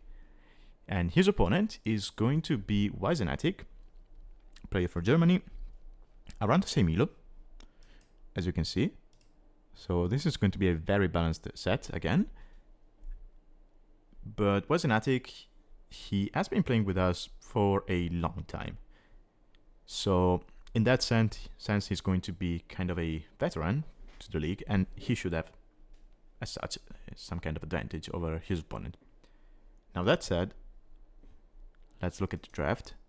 Okay, yeah, so we see Prayer is going to be our map for game 1, meaning that this was played in round 7 of the league.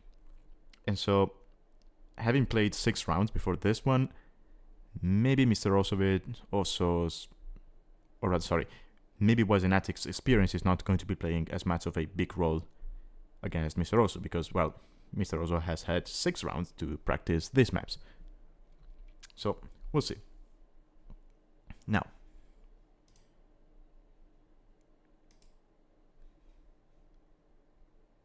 so game 1 is going to be on Prayer, whereas our second game is going to be on modes.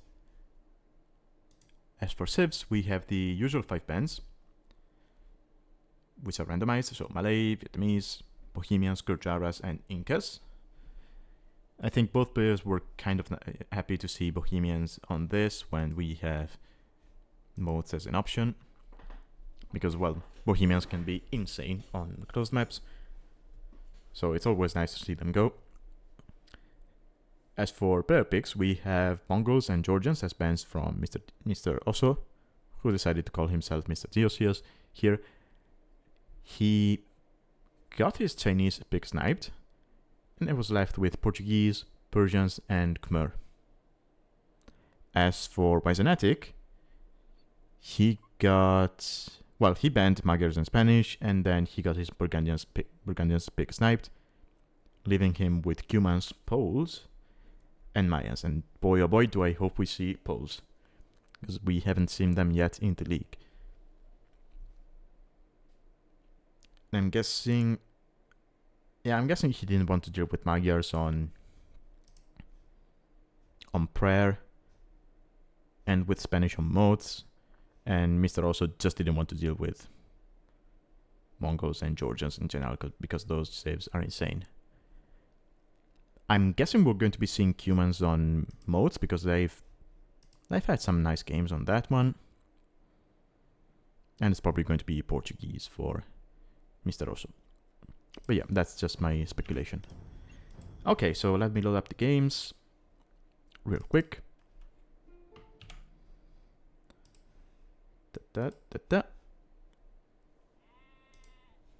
Okay, so we have Wisenatic with Poles. Okay, I like this. And then we have MrOso here in the gray with Persians. Okay, so of the two, I would say Persians are kind of the safer pick, right? You have an amazing eco with the faster working DCs. You start with extra... He forgot to finish the house. I mean, he can just do it later. So you start with extra food and wood, so that really helps on a map with so little resources. It's a map that really plays into where you really want to play into cavalry. Persians, they do excel at that, so great pick. Now Wisenatic, he went for Poles, and I like it. I've been thinking about pose on this map as well. It can be tricky, probably. I haven't really practiced it, so I wouldn't be able to tell. I just kind of theory crafted it. But the thing is, you do not have a specific spot where you want to put your mill, because there are no berries, right? So your mill, or in this case, because you're Polish, your folwark could go anywhere really. And you'll sometimes see people drop the mill on the mouflons here on the outside, but with pose you can just drop it 3 tiles away from your TC. You just farm around the folwark. It's going to be basically a part of your TC, and so you do get the folwark bonus and you still get the protection from the TC. So I think it can work, but we'll see. We'll see how Wisenatic approaches it. And again, poles, if you want to play into cavalry, they're amazing, right? That folwark bonus is insane, especially now that it's back to 10%. They dropped it to 8% for a while because 10% was too much, but now with the current power creep in the game, they just put it back to 10. So we'll see. House over there, Ian. Kind of taking away space from your folwarks. Also, this is probably one of the few maps where... no, I guess you just do that on open maps in general. So, on closed maps like Arena, you sometimes see people, when they go pose, they put the houses right on the TC instead of going outside of the range. And that's because then you have more space around it to go for the folwarks and just drop farms around it.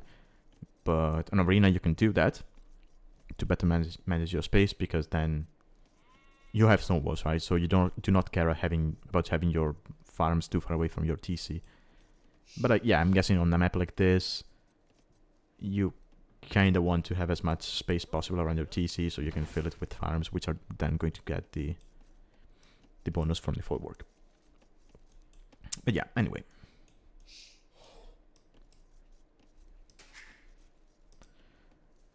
For the time being, both players playing this quite standard. A part of me kind of wanted to see the Persian do a TC drop. Right, when I saw the Persian pick, I kind of wanted to see that, but... Okay, yeah, here's the folwark, and that's what I mentioned, what I was saying, right? You can fit a farm right here. One here, one here. They'll be protected by the TC. I mean, I guess these two as well. And they'll get the folwark bonus. So the moment they get built, you will get 10% of that, or the food on that farm in your bank, right? Also, the folwark doubles as a house.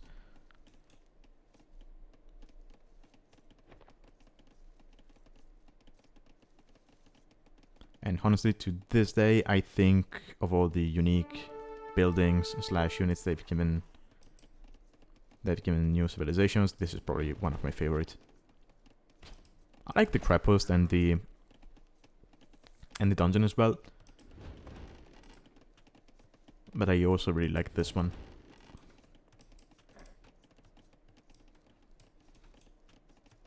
It can feel a little bit too much on closed maps, but on open maps, if you want to get the full bonus out of it, you have to have your farms quite exposed early on, so it kind of balances out.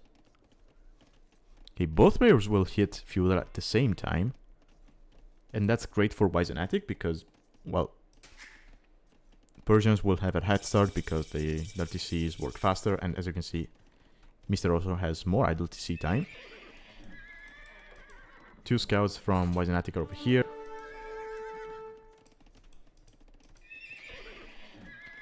It is stable opening for both players. And Wisenatic did not see that, but he kind of expects it, so he went straight for spears. He's actually making a second one.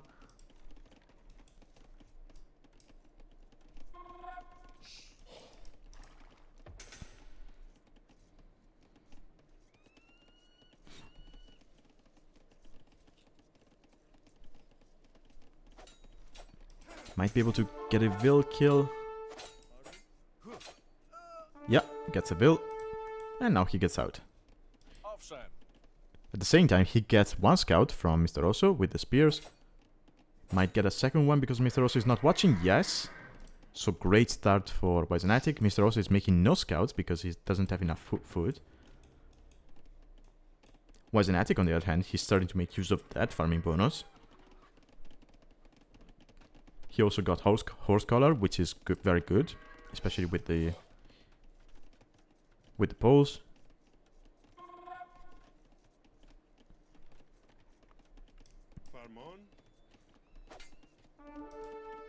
Because, well, horse collar gives you 75 more food on the farm, so basically thanks to the Polish bonus, you get 7 to 8 more food the moment the farm goes up. Straight into your bank. So that's just a very good bonus overall. He's not going to be able... Yeah, he's not going to be able to get into the wood line here. Ooh, unless MrOso... Okay.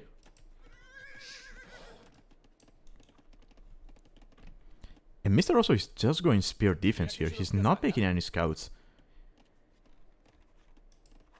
And, I mean, sure, it's going to be working for the time being, but if Wisenatic notices that,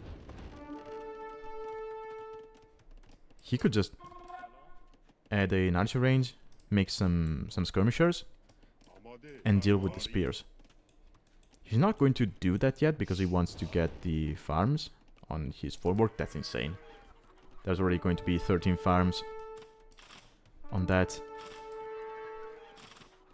13 farms on forwarks, 8 for MrOso.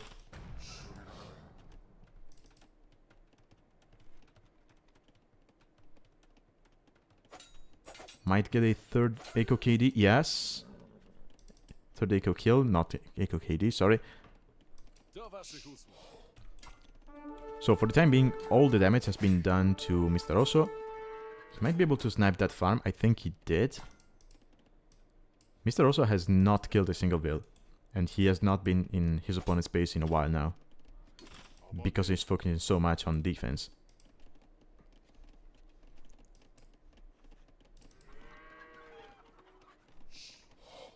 Yeah, look at this. Wisenatic could just... Yeah, he's going to drop another forward.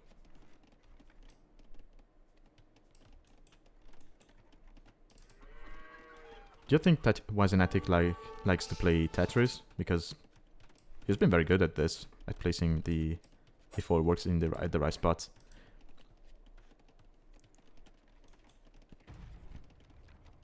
I mean, look at res collected. He's almost... he's 1k3 res collected ahead. That's insane. That's going to be a fourth build kill. No. Okay, the scouts get killed, but I don't think Wisenatic is going to be too sad about it. He's going to get this. No. Okay, he noticed too late. Yeah, I don't think he's going to be too sad about it because he knows his opponent is not making any scouts, so he's not in immediate danger. He knows he killed some bills, his opponent didn't. And he knows he's causing some idle time from his opponent's eco here and there.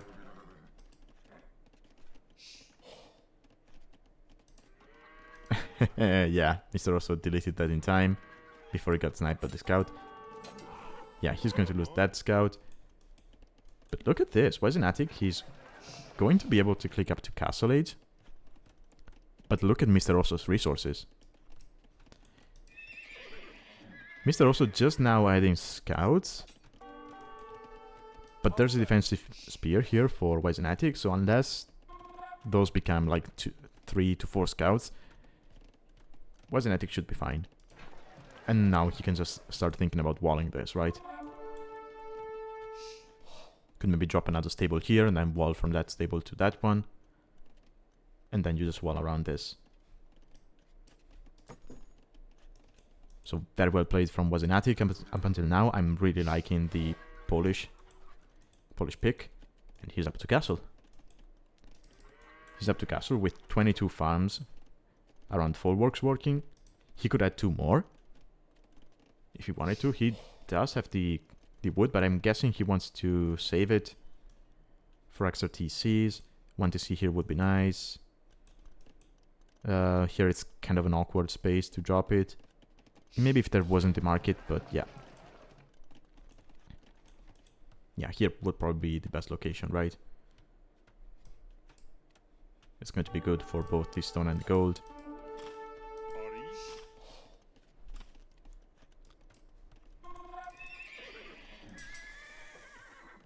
Okay, he's going to get the... Oh, blacksmith just now, okay.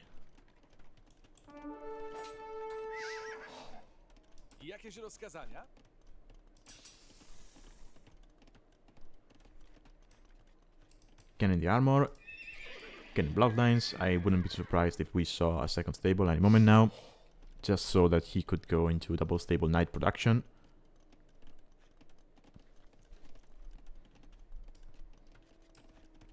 Mr. also clicks up to castle as well, but he is going to be very late. He's got about the same amount of farms. Yeah, just one less. And he's still going to be working with Persian Eco. He is not going to be able to drop ATC straight away because he made the tower.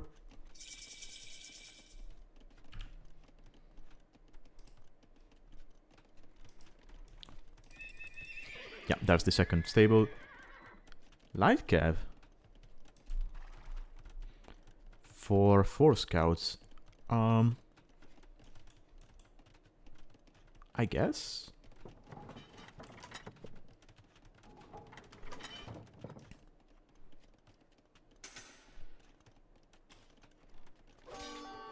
Now the saving grace for MrOso is that he's going to get to castle. He's walled. Yeah, completely walled. And being Persians, he's going to have access to camels, which are going to be a problem for the Poles to deal with. So we might see... I don't think Wisenatic will go into pikes. I think he's probably going to be opting for a monastery. Yeah, second TC over there. Probably going to be opting for a monastery and a couple of monks, just to kind of even out the fights, if the camels do come in.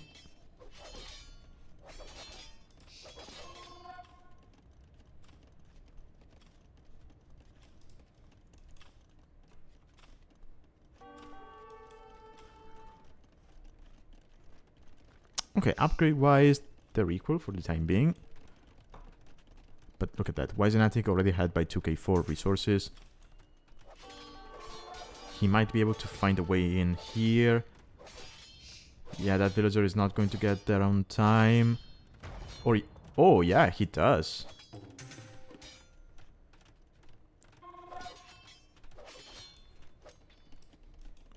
And yeah, there's going to be a monastery.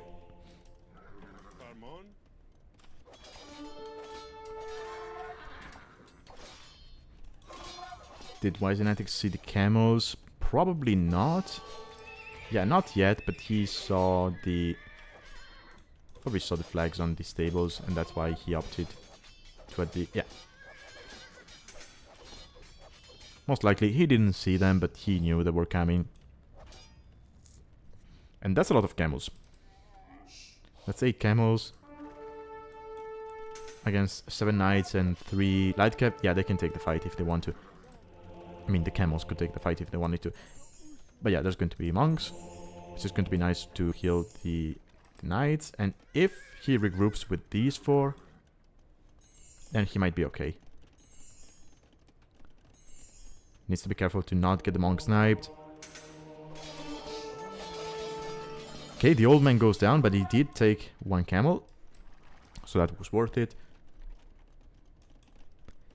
And we have a pikeman switch from Wisenatic. Okay.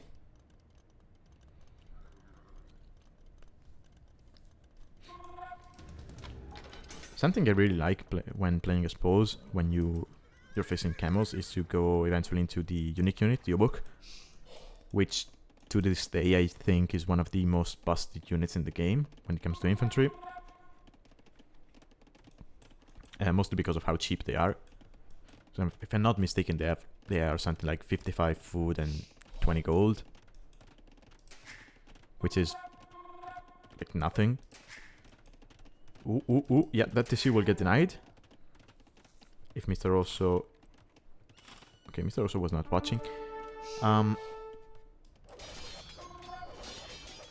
rather, I guess nowadays that kind of price for an infantry unit is not that weird, because they did rework some infantry units and they changed the cost by making them cheaper and thus more accessible. But I mean, poles and poles came with Bohemians, yeah.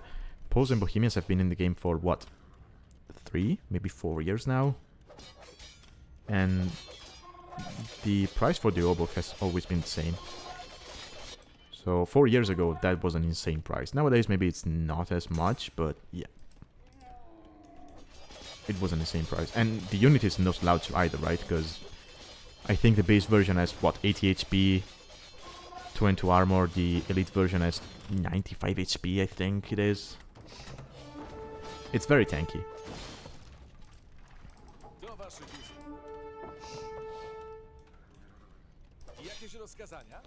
Okay, we have camels, but now we have the pikemen, and I think Wisenatic can take that fight. He also has 3... Yeah, he has 3 monks, so it's going to be 3 conversions, and after that they can just heal the units.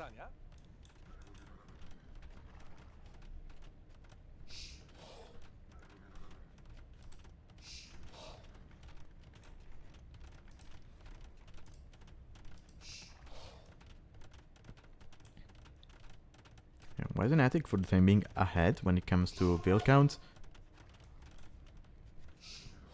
MrOso should be able to overtake his opponent in a bit, because, well, he's on 4 TCs and they're Persian TCs, but we have a castle for Wisenatic. Ooh. If that castle goes up, and it should go up, yeah, the moment that castle goes up, it's not going to be... Oh, wait, what tech was being researched there? Need to check. Okay, Botkin Arrow. Did Botkin Arrow come in? No, Botkin Arrow got denied, so... Yeah, MrOso calls the GG. He knows that castle is going to be a real pain to deal with. It also denies a gold. Actually, his main gold. And... Wait, is he out of gold access? Yes, he is. Yes, he is, because it denies this gold. He was taking gold from here, yeah. And, I mean, Wisenatic almost has resources to click up to Imperial. And he should probably have them by the time the castle goes up. And at this level, you know that when your opponent is castle dropping you, it's very likely that they're going up to Imperial. Unless you almost kill them, and then it's a desperation castle drop to try to make the game messy. But yeah, in this situation, it's very likely that they're up to Imperial. Okay, so Wisenatic takes game 1. I'm very happy to see the poles picked and played here. Especially when, as I mentioned, I was thinking about them as well. And I think they can be a very strong pick. Maybe a difficult one to manage, because of how exposed you're going to be for most of feudal. Once you're walled up, I think you're fine, but you need to get to that point where you're walled up and your full work are safe, right? So yeah, I think if someone my hero tried it, they might get punched in the face.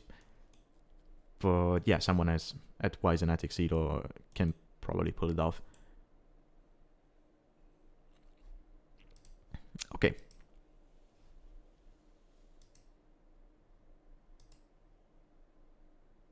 Yeah, look at that, 4k resources ahead. Just half of that was food. A little bit less than half, but still.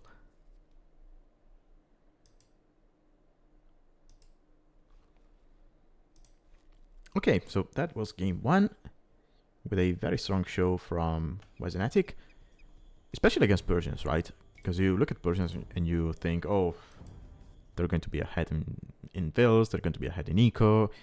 We're both playing cavalry, but they have access to camels. it's a tough save to deal with. Okay, so we have game 2 on modes, and we do have humans, as expected, from Wisenatic, and we have Khmer from MrOso. Okay, let me go back one moment to the drafting screen. Okay, he had Portuguese available as well. Whereas Wisenatic could have gone... Oh yeah, he had Mayans, so yeah, if he's not going to be playing them on prayer, it's unlikely that he'll be playing them on modes.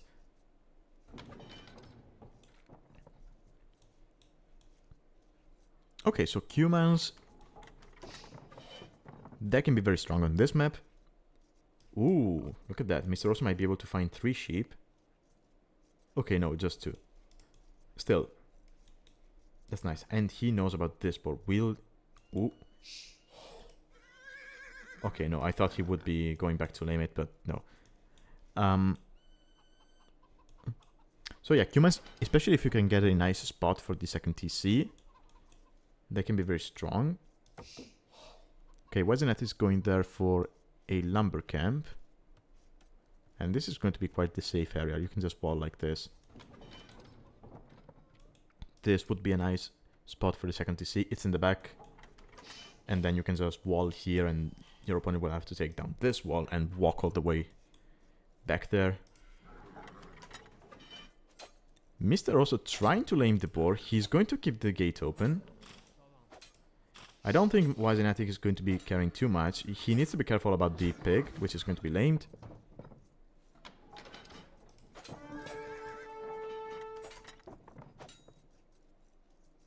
Now they're both going to try and take their opponent from uphill, where Wisenatic is going to have the advantage here.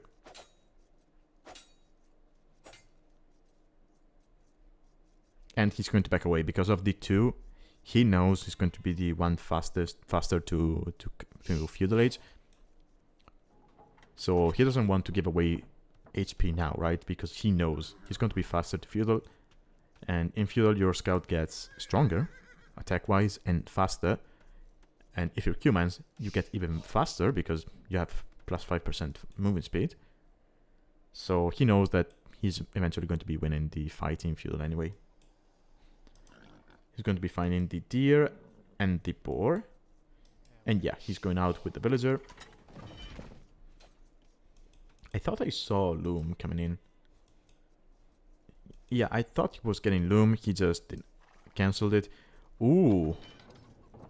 That's greedy. That's very greedy.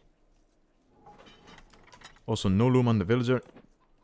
Who was getting chased. No. No, no, no, no, no. Ooh. Yeah, you need to hit the board 2 times. That villager is a gunner.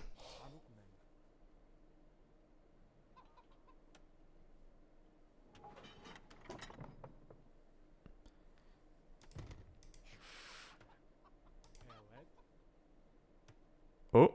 Oh, oh, oh. Okay. Okay. No, no, no. Ah. Yep, and the scout dies as well. To the gator. Oh, wait. Oh.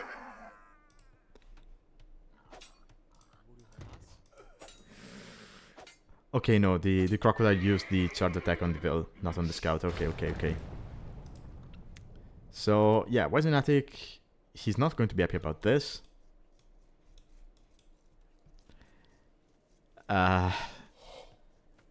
So it's not going to be easy for him to go for a second TC with a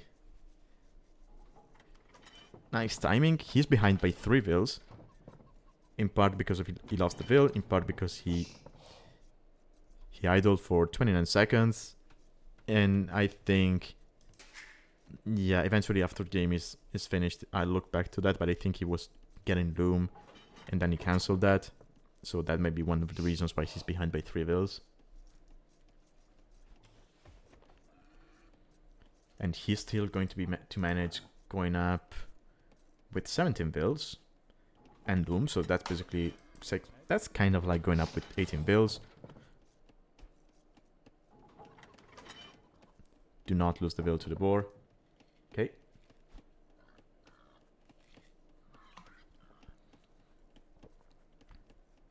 Okay, so at the very least he's going to get this extra boar. He's got 9 builds total on wood, so he's going to have enough wood for a second TC. He's got most of them here, so I'm guessing that's where the TC will go up, either here or here. Both spots can be awkward for farms later on. I think here could probably be the best. So that's what, 2 tiles, 3, 1, 2, 3, 4. Okay, yeah, if you drop the CC here, you can fit 1 farm over there.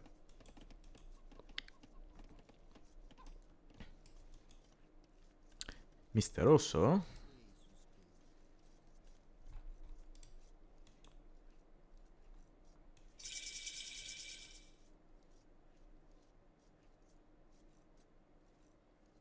I love chicken. I love chickens. Look at this.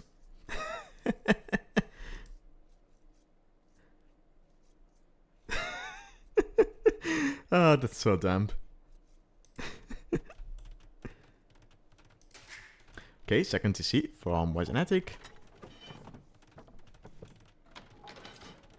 Which is going to be on here. I don't think you can fit...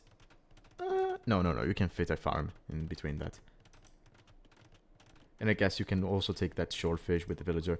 I wonder if he's ever going to go back to that boar.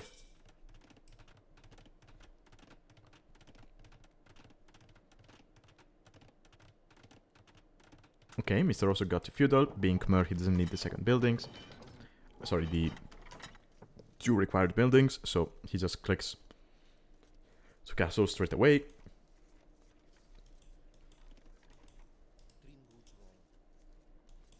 He's done with the chickens here.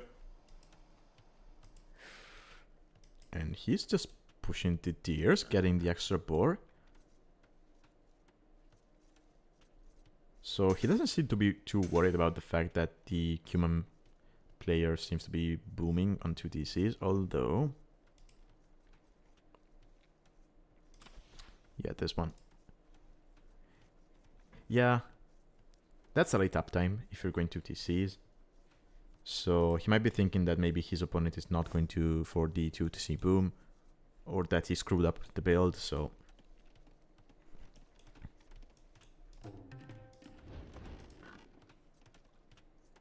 Okay, Wisenatic now drops a mill on those chickens. I'm guessing eventually he's going to go for the boar as well.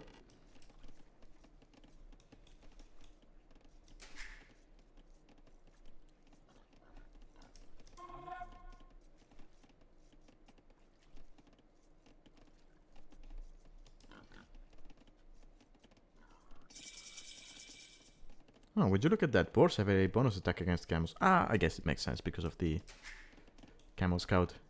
Does more HP.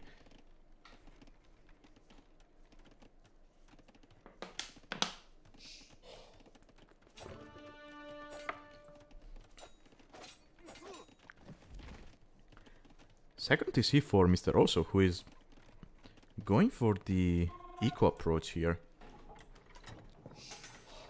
So he's confident that the Khmer eco is going to be enough to catch up with the 2 TC boom from the humans. Oh, he added some scouts as well. Okay. Never mind, I didn't notice this table, sorry. So yeah, it's going to be 2 scouts. One of them is weak though, so... Okay, it's going to be 3, and that's walled. Scout goes down. Might be able to take the house. Should be able to take the house, because these villas are attacking the scout. That villa is dead. You need to go and hit that house. House goes down. Oh, this is disaster for Wisenatic. He's going to lose another villa. Tries to quick wall, but doesn't work, especially because he was on a hill, so that makes it awkward. Might lose another villa here. If he's not careful, it's... Oof. Okay. That was close. He's still ahead in bills, right? But that's not great. Especially when you already lost a bill over here. 30C for MrOso.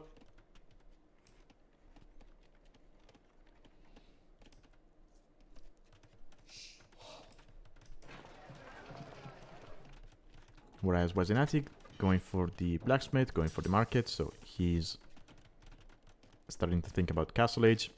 He almost has the res.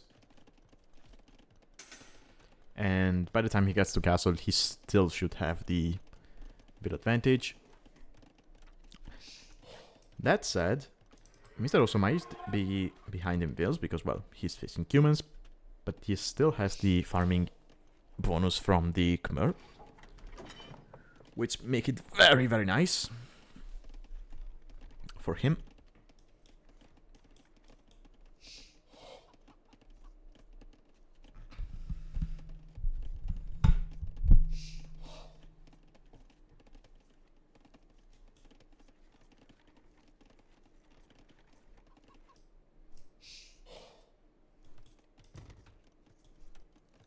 Okay, Wisenatic creating this little enclosure for his villagers.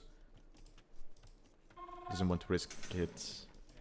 Doesn't want to risk losing them to scouts, because, well, MrOso, he is dropping extra TCs, but he made some more scouts, and he's not going to get light cav even. Okay. Meanwhile, Wisenatic is up to castle, ahead by 6 vills. Again, should be able to keep that advantage, especially if he drops a 30C by the time when he gets to castle. TC here would be nice. Yeah, MrOso knows about that stone because he was around there with the scouts. So does Wisenatic. Doesn't know about the relic.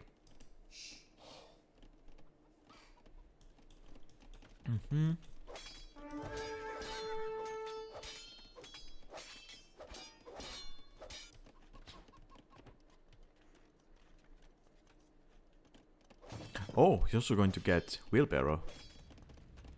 Okay, so bill numbers should be about the same in a moment. Also, I like how Wisenatic is just building that stable close to his opponent's light cav.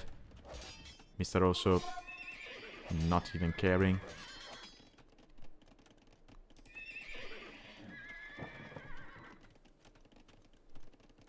Oh, MrOso has wheelbarrow as well. So yeah, now Wisenatic is ahead in bills. Sorry, MrOso is ahead in bills. Is there going to be a 30C from Wisenatic? Not. Yeah. Where? Oh, here. Okay.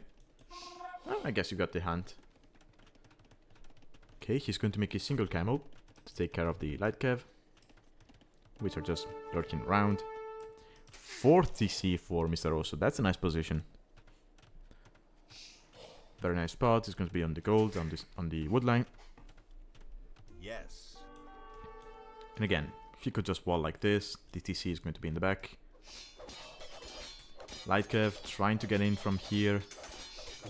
They shouldn't be able, especially with the build walling behind.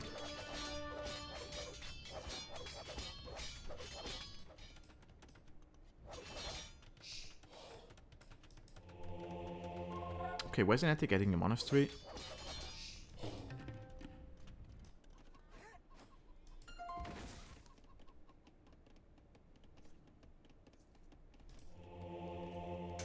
I don't think it's to convert the light cav because, well, light cav they do resist conversion. He's just going to go around picking relics because, again, Alchemy League is played on standard victory, so if you get all of the relics, the countdown will start. And if you can keep control of them, you will win the game. Even if you drop down to, let's say, 0 vills, if you get the countdown to 0, you win the game. Now, this amount of light cap, though, is quite scary, and they could take the camos if they wanted to. Because it's one stable production for Wisenatic. I think it's one stable only for MrOso as well. Yeah, but he started making units earlier on, sorry.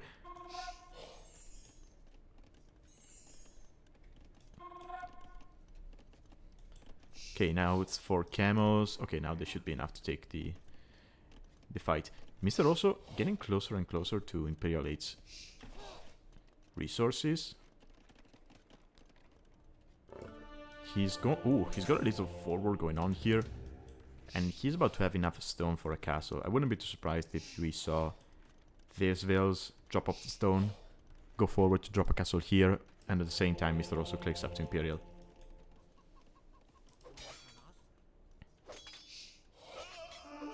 Old man goes down.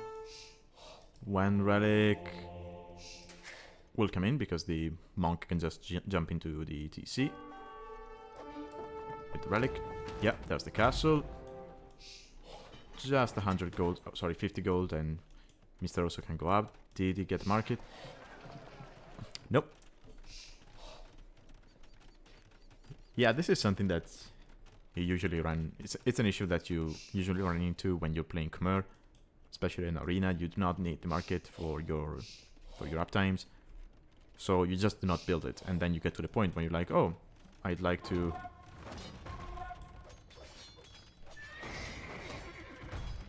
balance my eco with the market, but I do not have market. Still manages to click up to Imperial. Castle is going up. This is going to be a good support for the light cav here, so the camels cannot do anything. And let's see what units Mr. Oso opts for. I wouldn't be too surprised if he stayed on light cav. Right, uses the castle to just open up his opponent's base and just raid him to death with Hussar. That's basically the way you do it normally. You play it normally with Khmer. Just raid him to death with the Hussars. But look at this, Wisenatic is up as well. He is behind by 10 vills, almost 20. But he's up. He should be able to drop a castle. Ooh, is he going to drop a castle over here? That would be a nice position.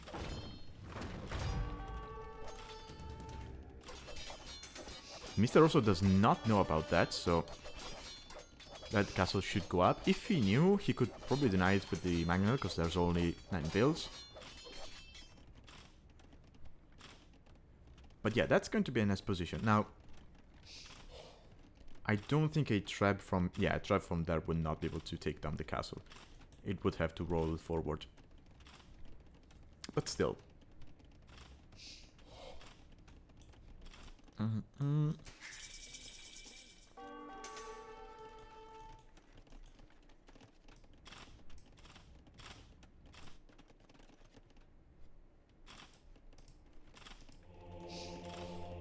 Monastery over there. Yeah, still only 1 relic. He's not going for more. And we have a CA switch from Mr. Oso. Huh. But you're missing Thumbring.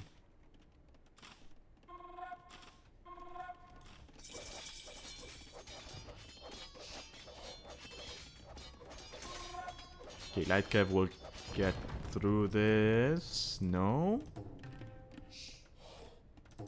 No, okay, because Wisenatic walls in time.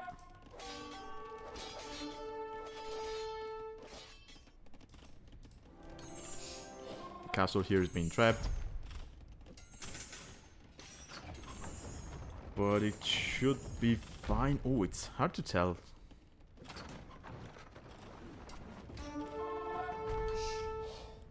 Yeah, I think this is a slightly higher elevation, because the trap is not doing that much damage. 450.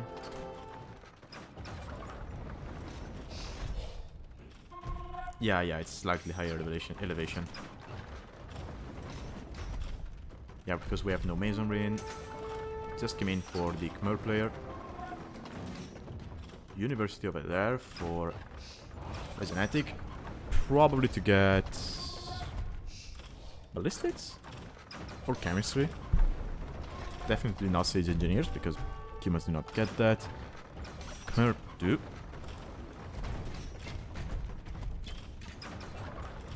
Onager almost in for Wisenatic, which is going to be nice against DCA. He's going to snipe that Mangonel. He's going to snipe those Light Cav with the pikes and the camels. Now these Onagers can roll forward, might be able to take down the traps actually. Castle will go down though. Yeah.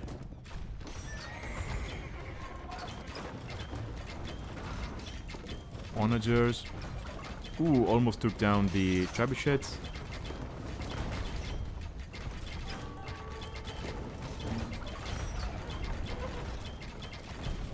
And MrOso is really knocking on Wisenatic's space. But that said, Wisenatic is now ahead in vills. He's completely switching to, he's fully switching to pikes. And if he can get that pike Onager ball rolling, what do Khmer do in that situation? Sure, they can spam Hussars for days, and sure, they have the IVCA at the moment, but is that going to be enough? These traps are exposed. And I think if Wisenatic can get to a nice ball of, Halbalesters here, he could probably take down the traps as well. He'll probably lose that TC, but that's fine. It's better than losing that castle. Speaking of which, MrOso will lose this castle. Because he doesn't have his CA and traps there to defend it. These Onagers could die to the castle. Castle was taking the vills. One Onager goes down. Ooh, that's expensive, that's expensive, that's expensive. Castle, ooh. The castle was targeting the vills, which saves Wisenatic's Onagers. These traps are pushing this position, but that should be okay. Because now Wisenatic can take down this castle. Hold the position while... No, the castle is not up yet, so the camo... So the Hussars can snipe everything. Ooh, ooh, ooh. Nice Onager shots on the CA. Nice one. Not enough though, because they have all of the upgrades. They're missing only parting tactics, but they don't think more... Oh no, they do get it. Okay. So Wisenatic lost the Onagers, but at least he keeps up the traps, which is nice to take down this castle. He will lose another castle over here though.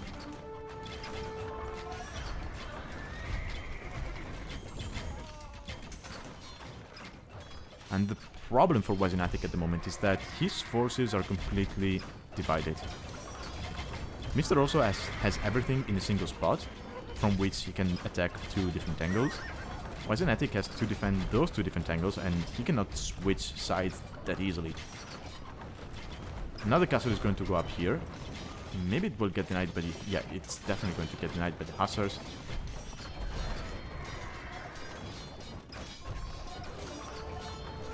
No?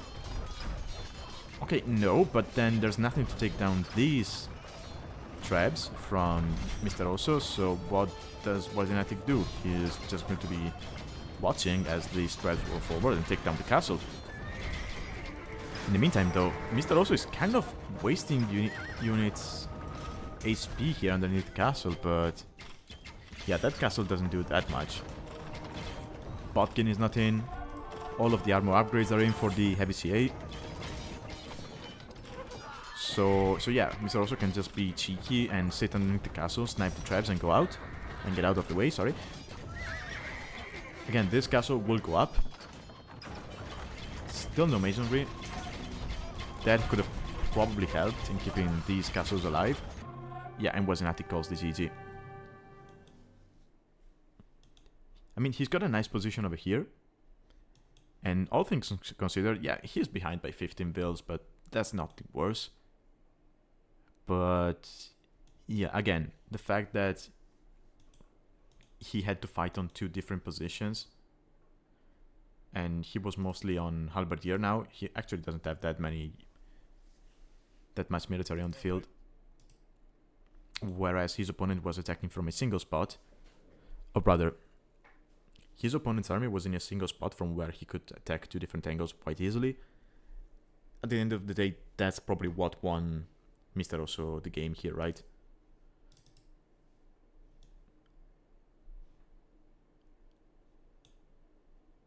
Because, yeah, I mean, CA, they want to stay in a single group compared to, let's say, Hussars, who maybe you can split your groups and just go around and raid everything. So having to fight from this position is not an issue, right? Because you can just switch sides quite easily using the mobility. Whereas Wisenatic didn't have that possibility because he made the barracks here. And if he needs the onagers were here. So his spikes and his onagers were in two different positions. But he needed them together to be able to actually achieve something. Maybe if he just gives up on this position and gets his barracks up here, and then he has the pikes with the onagers, I think in that situation he does have a chance. Because sure, you're going to lose this DC and that castle, and eventually that one. But then you have a big wall here with width 2 you can push. And then you can just clean this one up. And then you just proceed to your opponent's base. And, I mean, Khmer in this position don't really... I mean, MrOso in this position wouldn't have a clear answer to Pike Siege. So, yeah, it was unfortunate for Wisenatic, but at the same time, it was well played by MrOso to just push from this angle instead of just focusing on this one. Or rather, sorry, to push from this point at two different angles rather than just focusing on this one where he had the castle and just, you know, trying to keep that position, fighting the traps. So yeah, well played to him. He, at the end of the day, he used the mobility of his civ, right? In a clever way. Also, I would say, disastrous start from Wisenatic. Oh, I mentioned the... Yeah, I mentioned the loom thing. Let's check.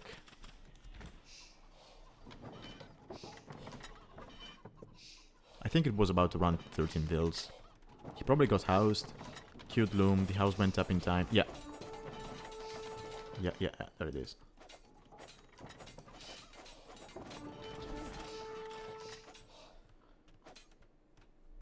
Yeah. It was about 5 seconds, but that's still time that's taken away from your build production.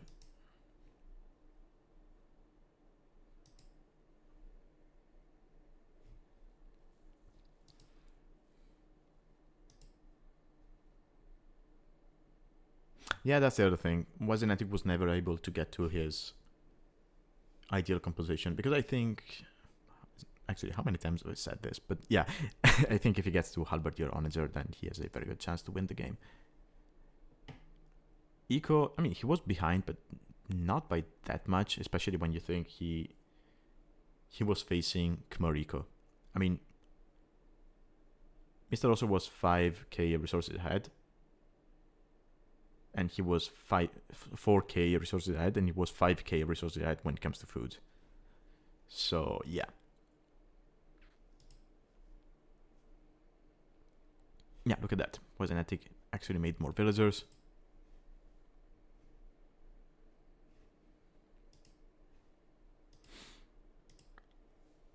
Okay. So that's the last set for today. I'm going to end the stream and the recording here.